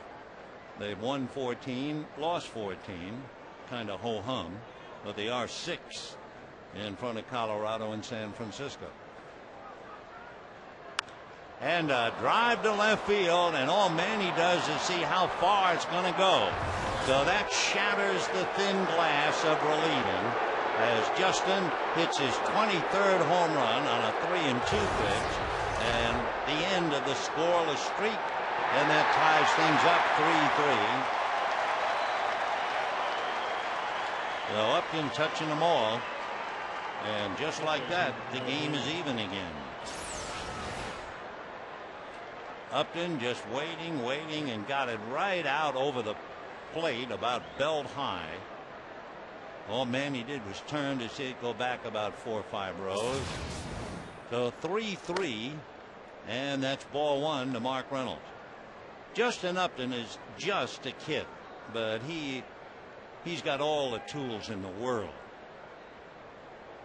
Just depends, like so many gifted young players, how hard he wants to get there. Boy, he has really got it. Meanwhile, Mark Reynolds flied to center, struck out, hit into a double play.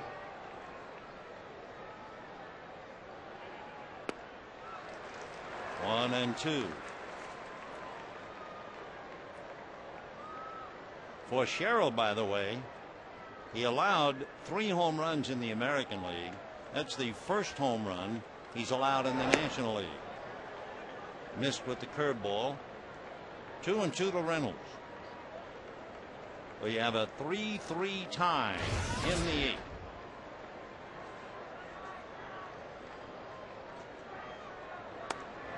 All right, he got burned 3-2 with Justin Upton, maybe because of Reynolds coming up next. Now he goes 3-2 to Reynolds with Montero on deck. And he walked him.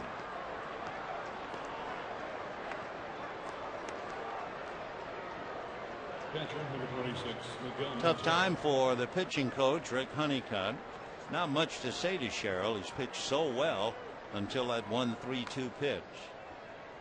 Montero, single to right, grounded to first, single to center. So the young catcher is 2 for 3.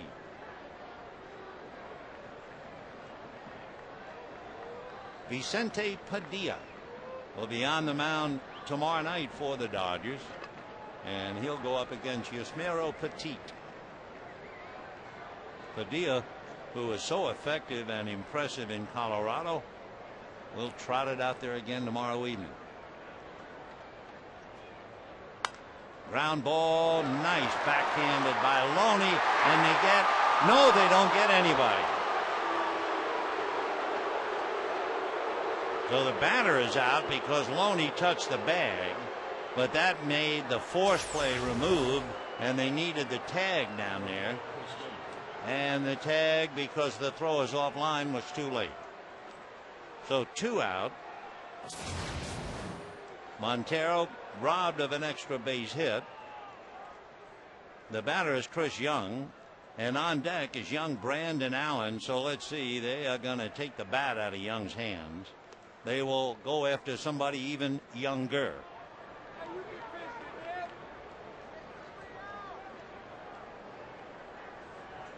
So the intentional walk to Chris Young, and with 2 on and 2 out in a moment, Brandon Allen. He faced Randy Wolf twice, grounded out each time. Faced Quo in the 7th inning. Hit a ground ball sharply wide of third, and Casey Blake made a good play. So 2 on, 2 out, 3-3 tie. And here's young Brandon Allen.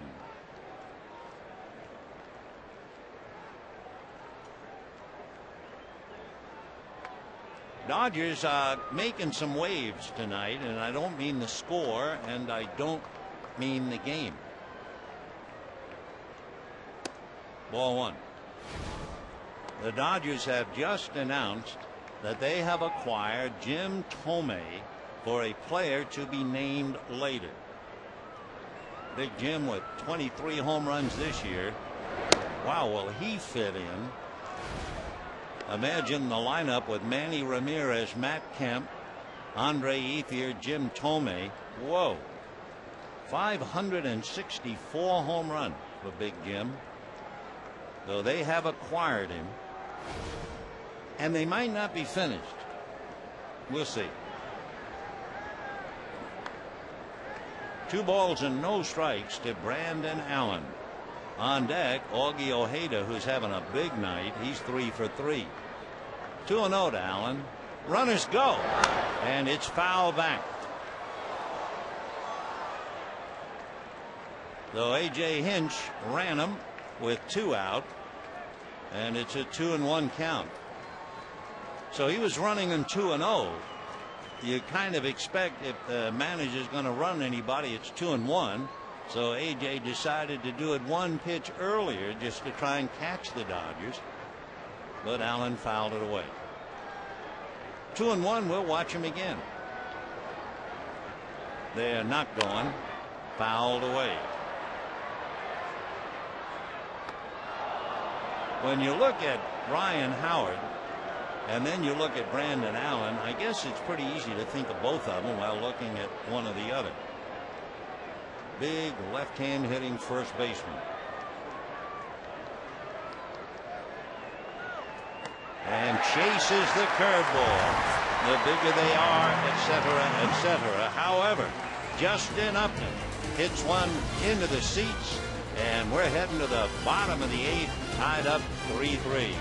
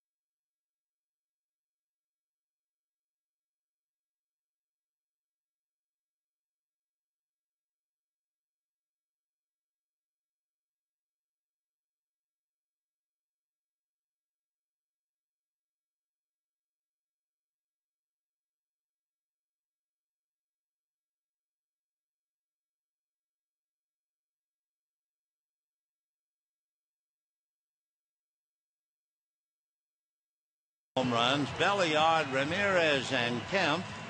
As far as the D-backs are concerned, they have a home run by Upton, and it's 3-3 in the 8th inning.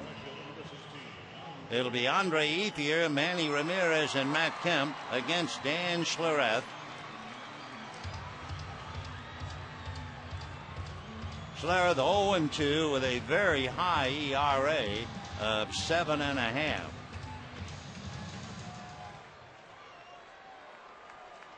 Dan came out of the University of Arizona. He's the son of a former NFL offensive lineman, Mark Schlereth, who has 3 Super Bowl rings, and his dad is a football analyst now on ESPN. Ball 1 to Andre Ethier. Andre with 25 RBIs in his last 28 games, hitting .283. 27 home runs, 87 runs batted in. 1-0. Strike. Schlereth is 6 feet 210 and only 24 years old.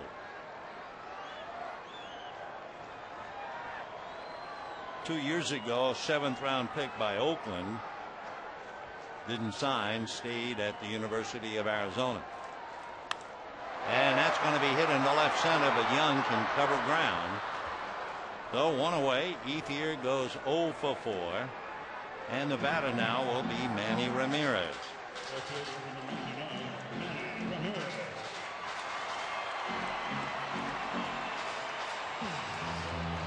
Manny singled to center, grounded to short, and homered over the right center field wall.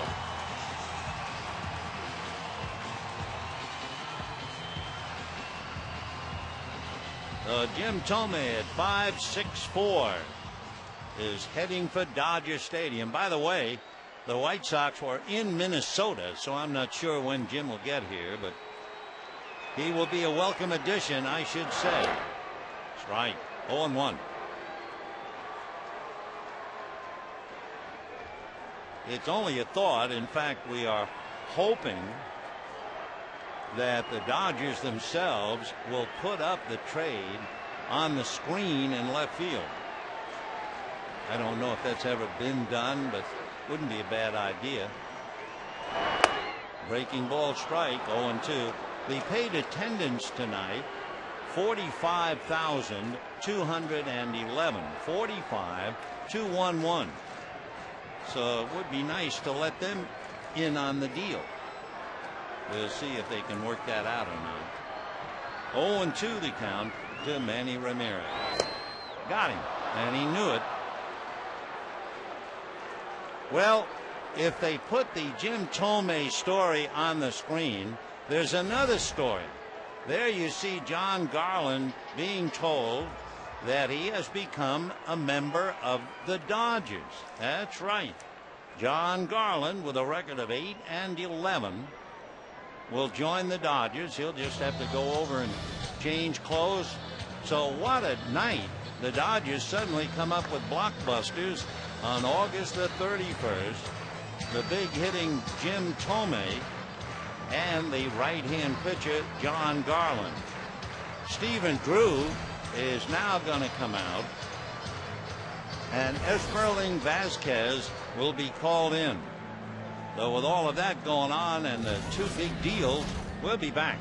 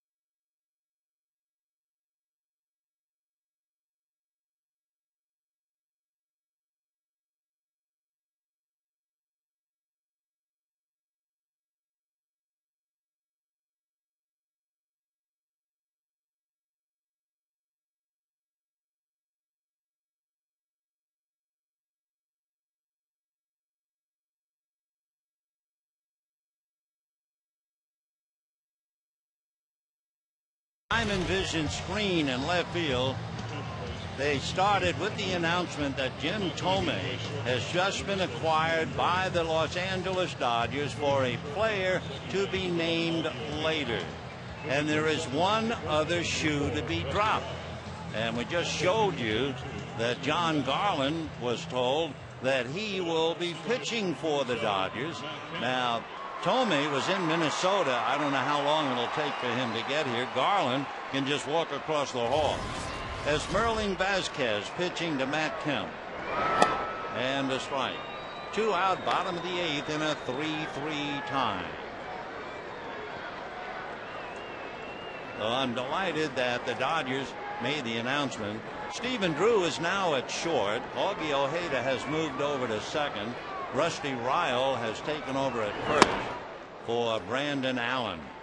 And Vasquez on the mound. Vasquez is 6'1", maybe 170 pounds. He's tall and stringy, from the Dominican. Signed as a free agent 6 years ago. Fastball, curve, changeup.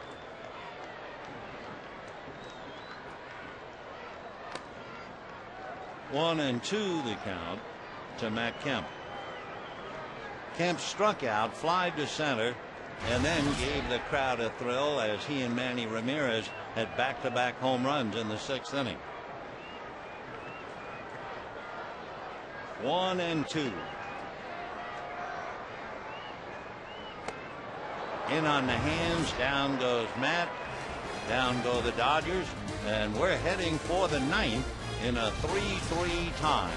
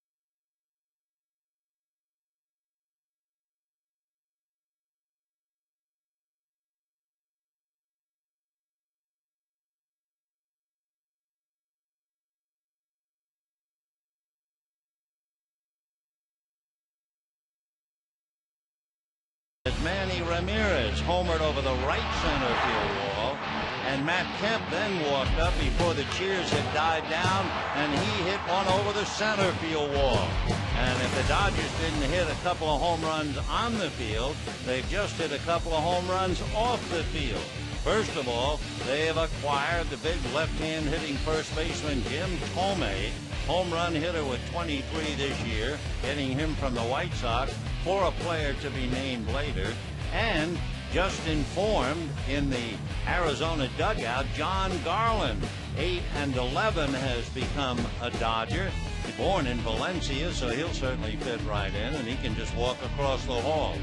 So we go to the ninth in a 3-3 tie. 3 runs, 8 hits, 1 error for Arizona, 3-5-0 for the Dodgers, and Jonathan Broxton becomes the 4th Dodger pitcher. Augie Ojeda turns around to hit left-handed. He's had a big night. 3 for 3. And ball 1. Ojeda, switch hitter, and hitting 267 left, 150 right, but not tonight. He hit about 400 right with a double and 2 singles. 2-0. And looking at Broxton and his work against Ojeda in particular, Augie is 0 for 5. 3-3 in the ninth.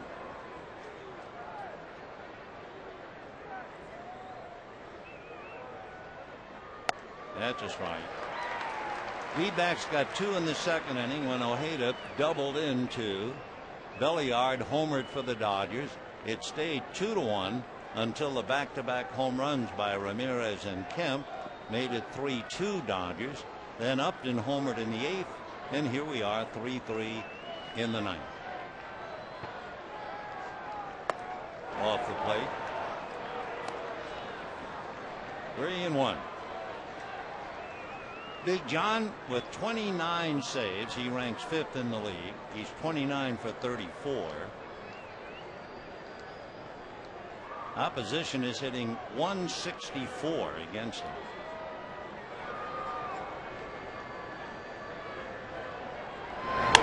And little pop fly, left side, Blake.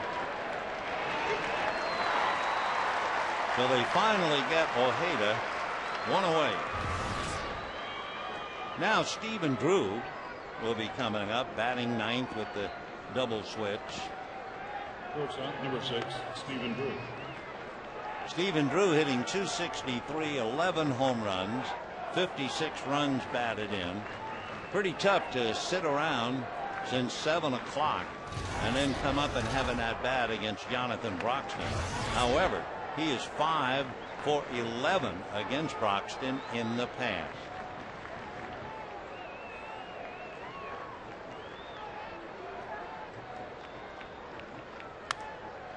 Oh and 1.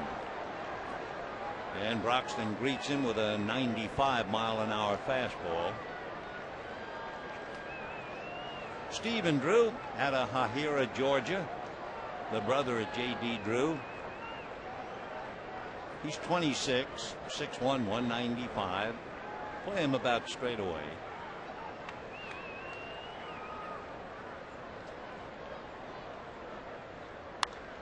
Ground foul, 0-2.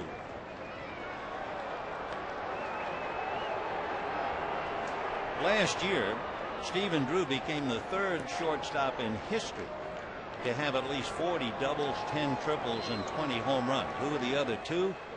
Robin Yount and Nomar Garcia-Parra.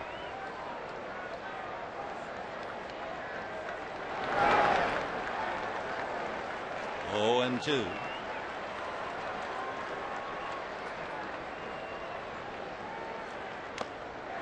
And coming off the bench to face Broxton for the first time is still a major assignment. 2 down. 10 D-backs have struck out, and the batter now will be Ryan Roberts. Walked twice, flied to left, struck out.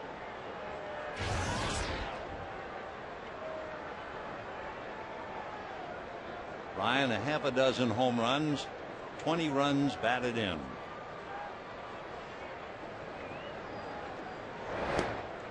Ball one.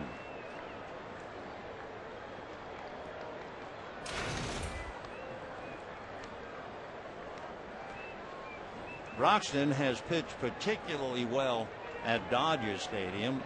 He's been dynamite on the road as well, but he's 14 out of 15 in save opportunities at home. In fact, his earned run average at home is a half a buck. 0.5.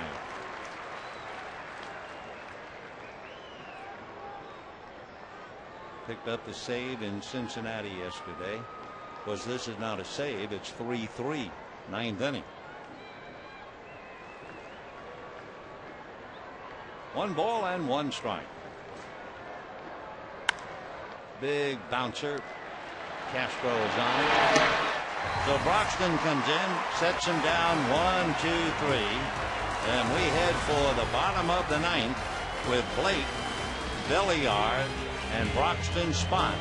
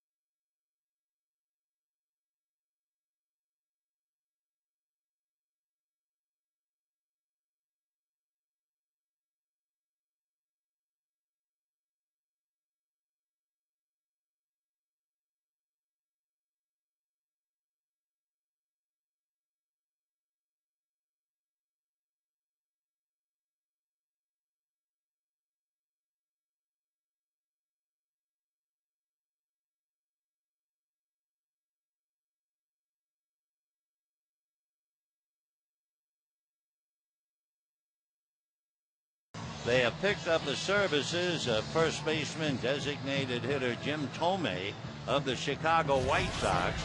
He's in Minnesota, and I'm not sure when he'll get here. The other is John Garland, a 30-year-old pitcher who was with Arizona, had won 8 games for the D-backs, and he just crosses the hall to become a Dodger. Each one involving a player to be named later. Casey Blake, fly ball to right center, very playable, up in his ear. So Casey goes 0 for 4. He was robbed of a hit on a wonderful play by Augie Ojeda back in the 6th inning. So here is Ronnie Belliard. Homered, grounded out, struck out.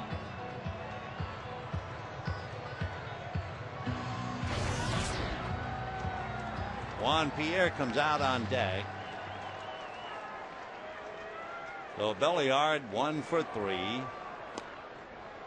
For the second time, James McDonald gets up in the Dodger bullpen.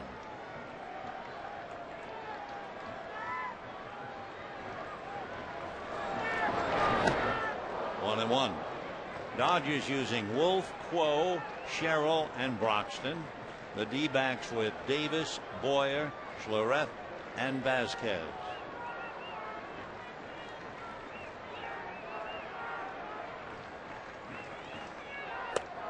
One and two. And Vasquez comes in and hits 97.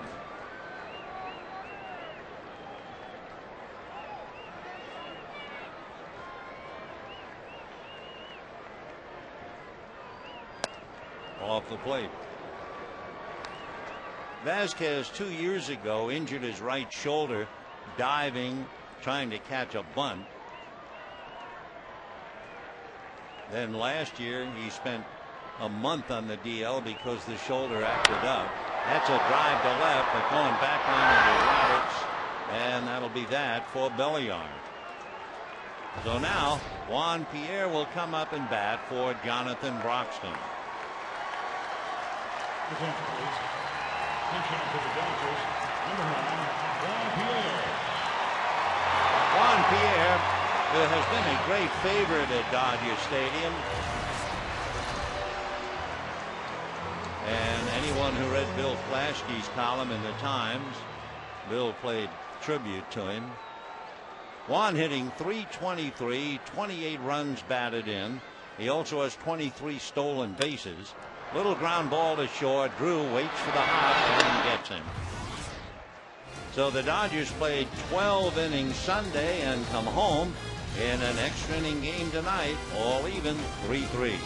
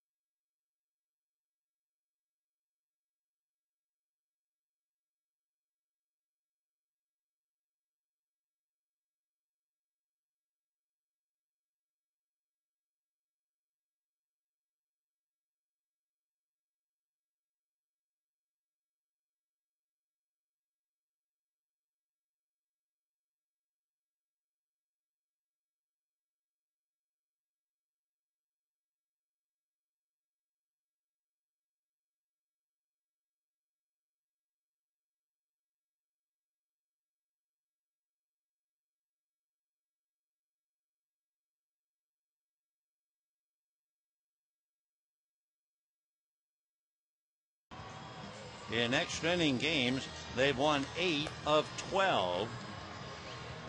And they've been equally efficient at home and on the road.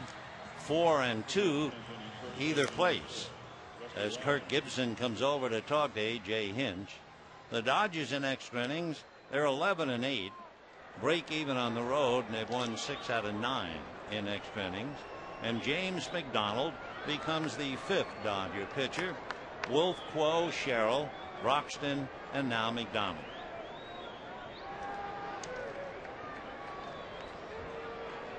Rusty Royal 0 for 4, 2 fly balls and struck out twice. 0-1. They're looking to see how McDonald has fared. He has not faced some of these equally young Arizona players.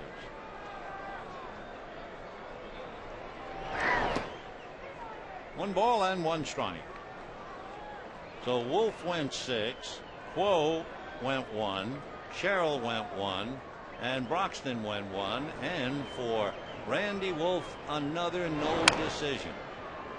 Foul ball. That's 14 no decisions. Meanwhile, for Doug Davis, this would be his 12th quality start tonight without picking up a victory. So 2 veteran left-hand pitchers locked in, and neither one is involved. Fastball hit in the air to left center and deep. Back goes Kemp to the track, at the wall, gone. Ryle hits it out, and the D-backs take a 4-3 lead in a game that has had 5 home runs.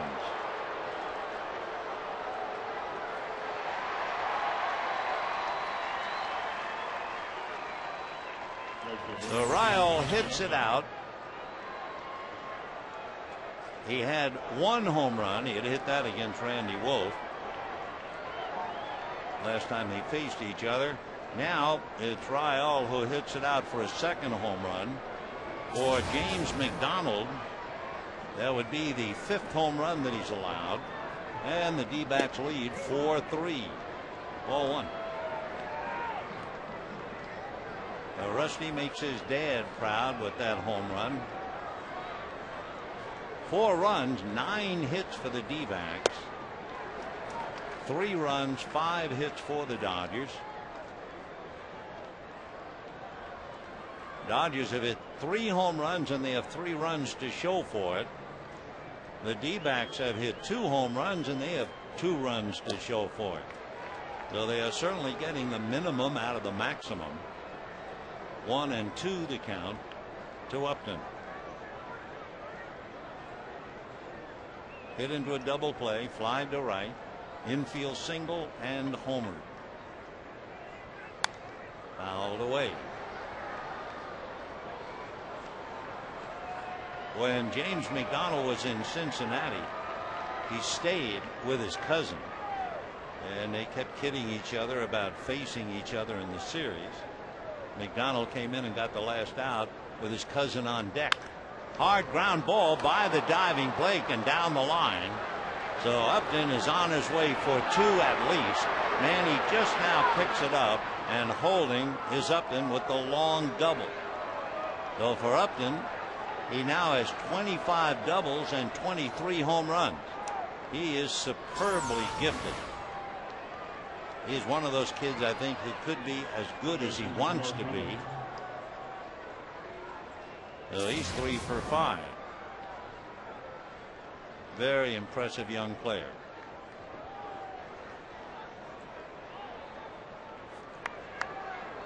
Upton also has stolen 16 out of 20.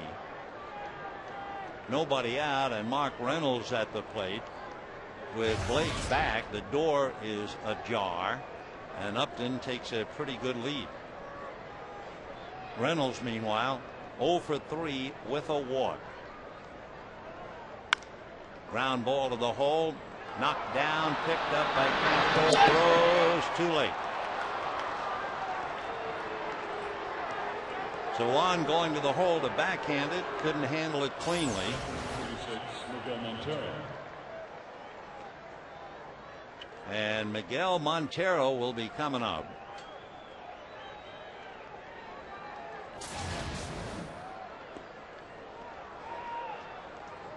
Montero singled and grounded out, singled and grounded out. And a strike. Reynolds will be given an infield single. And now they tell me no. We were begging to get a call. And instead they're going to give Castro the error. Okay. Runners go. Pitch is low. Throw is late. And everybody's safe. So the double steal. It figured that you'd see Upton run. It's a little bit of a surprise that Upton was running with a left-hand hitter out. And of course the trailer, that was Reynolds, he just went into second base without a play. So second and third, nobody out. That makes the Dodgers play the infield up. And the next best thing is to walk Montero and get their chances with Young, who strikes out a lot. He has already struck out twice tonight. Young has struck out 99 times. The only tough thing is he runs so well that Young is only grounded into 2 double plays. But the Dodgers roll the dice. They didn't want to see Montero. So here comes Young. Upton, Reynolds, and Montero all out there trying to break the game wide open in the 10th inning. D-backs 4, Dodgers 3, top of the 10th. Colorado and San Francisco not scheduled. San Francisco will start a series in Philadelphia tomorrow. The Rockies will be home against the New York Mets. Fouled away. The other added note, the Giants acquired former Dodger Brad Penny, and according to the story, Penny figures to pitch against the Phillies on Wednesday. Upton, Reynolds, and Montero all out there. 0-1 the count to Young. Good curveball. He quit on it, and in it came. So McDonald is trying to get Young to strike out for the 100th time.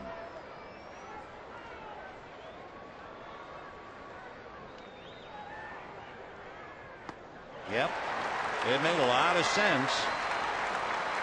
The Young strikes out the 3rd time tonight. Pretty frustrating for A.J. Hinch. And now Gerardo Parra, a left-hand hitter, will be coming out.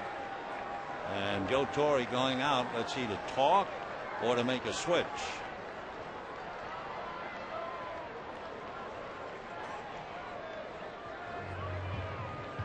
Ronald Belisario is down in the bullpen, and Joe is holding court. Not so much even talking to McDonald. He's talking to Castro and other members of the infield. So they strike out Young. That part of the plan that worked. Now we'll see about Parra. The infield remains out. And of course, part of the conversation from Torre, I'm sure, is when to go for the double play and when to go just to the plate. So Castro is back a little bit. Early in July this year, Parra hit a home run in his first major league at bat, hitting .285, and pops it up. Casey Blake, infield fly rule is called. So first you had Young strike out, then you have Parra walk up and pop up. And Hinch, the youngest manager in the business, growing older by the minute as Augie Ojeda comes up. Ojeda doubled to drive into, singled twice, popped up. 3 for 4, all 3 hits batting right-handed. And ball 1. So now, of course, with 2 out, the infield is back.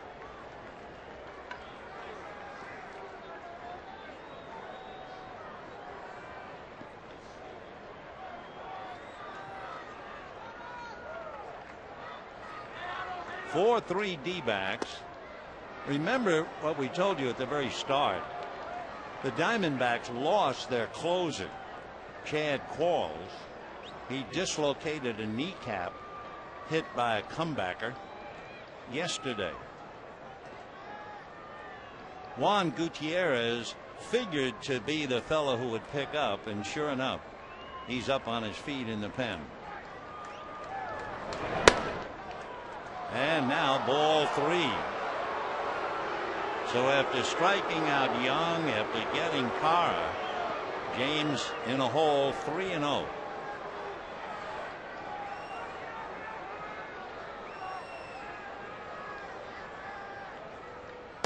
And a strike.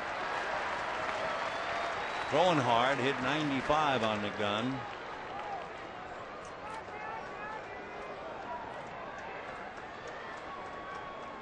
Augie at 5'8". Almost hit him for ball 4, and everybody moves up. That's the 3rd RBI for Augie Ojeda.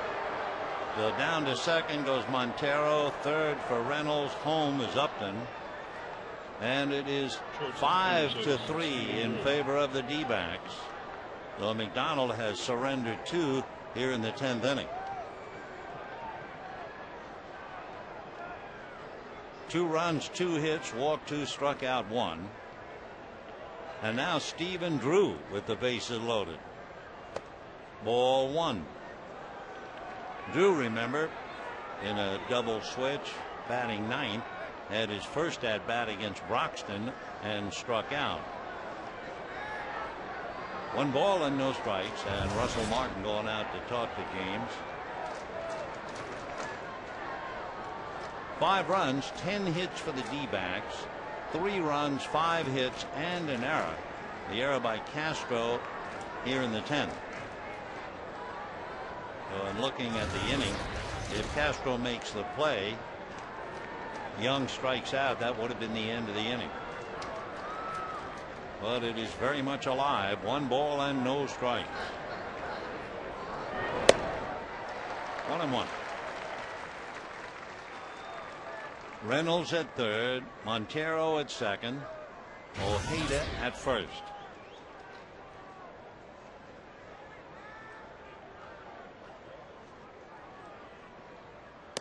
Way out in front of that. Good changeup, 80 miles an hour.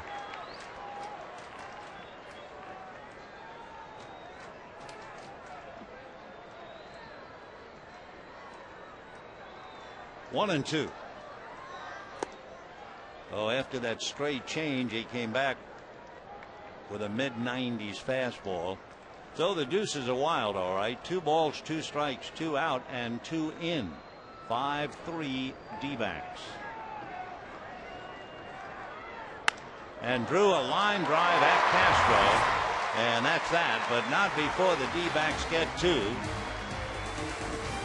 Ryle leading off the 10th with a home run. They add 1 more, and we're heading to the bottom of the 10th. 5-3 D-backs.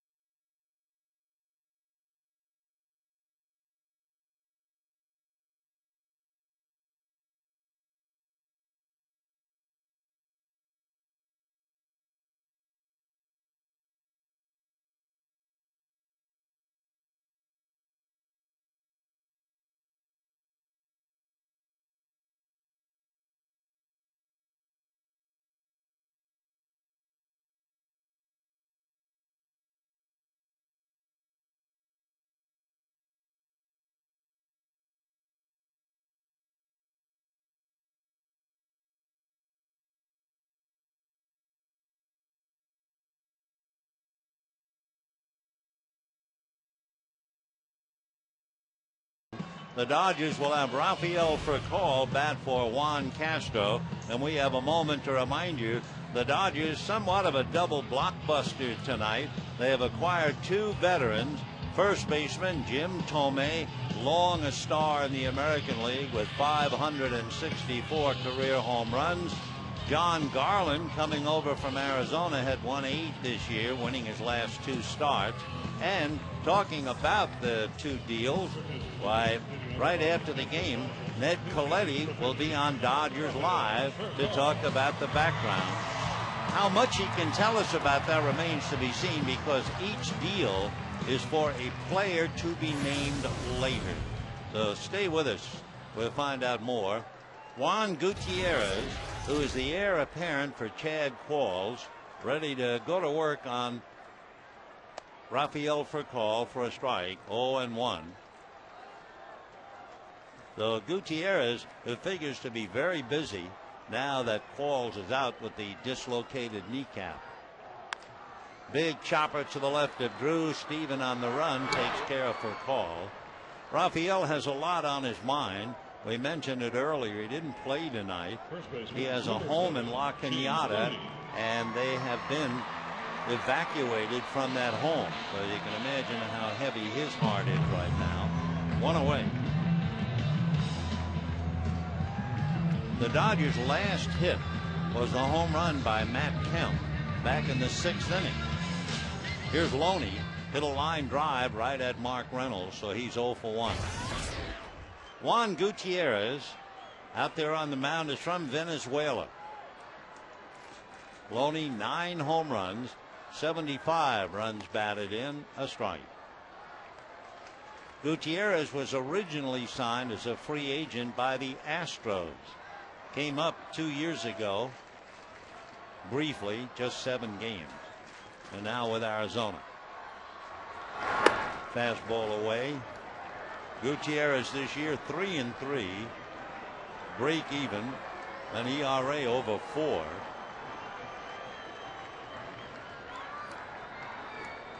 One and one.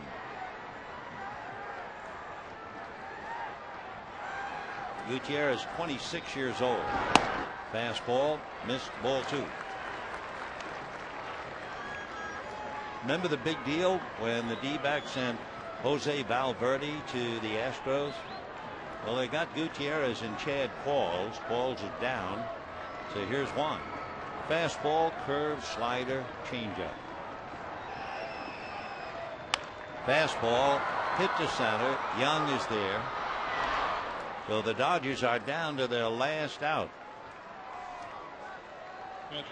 And again, the Dodgers had one brief moment, one bolt of electricity when Ramirez homered and Kemp homered.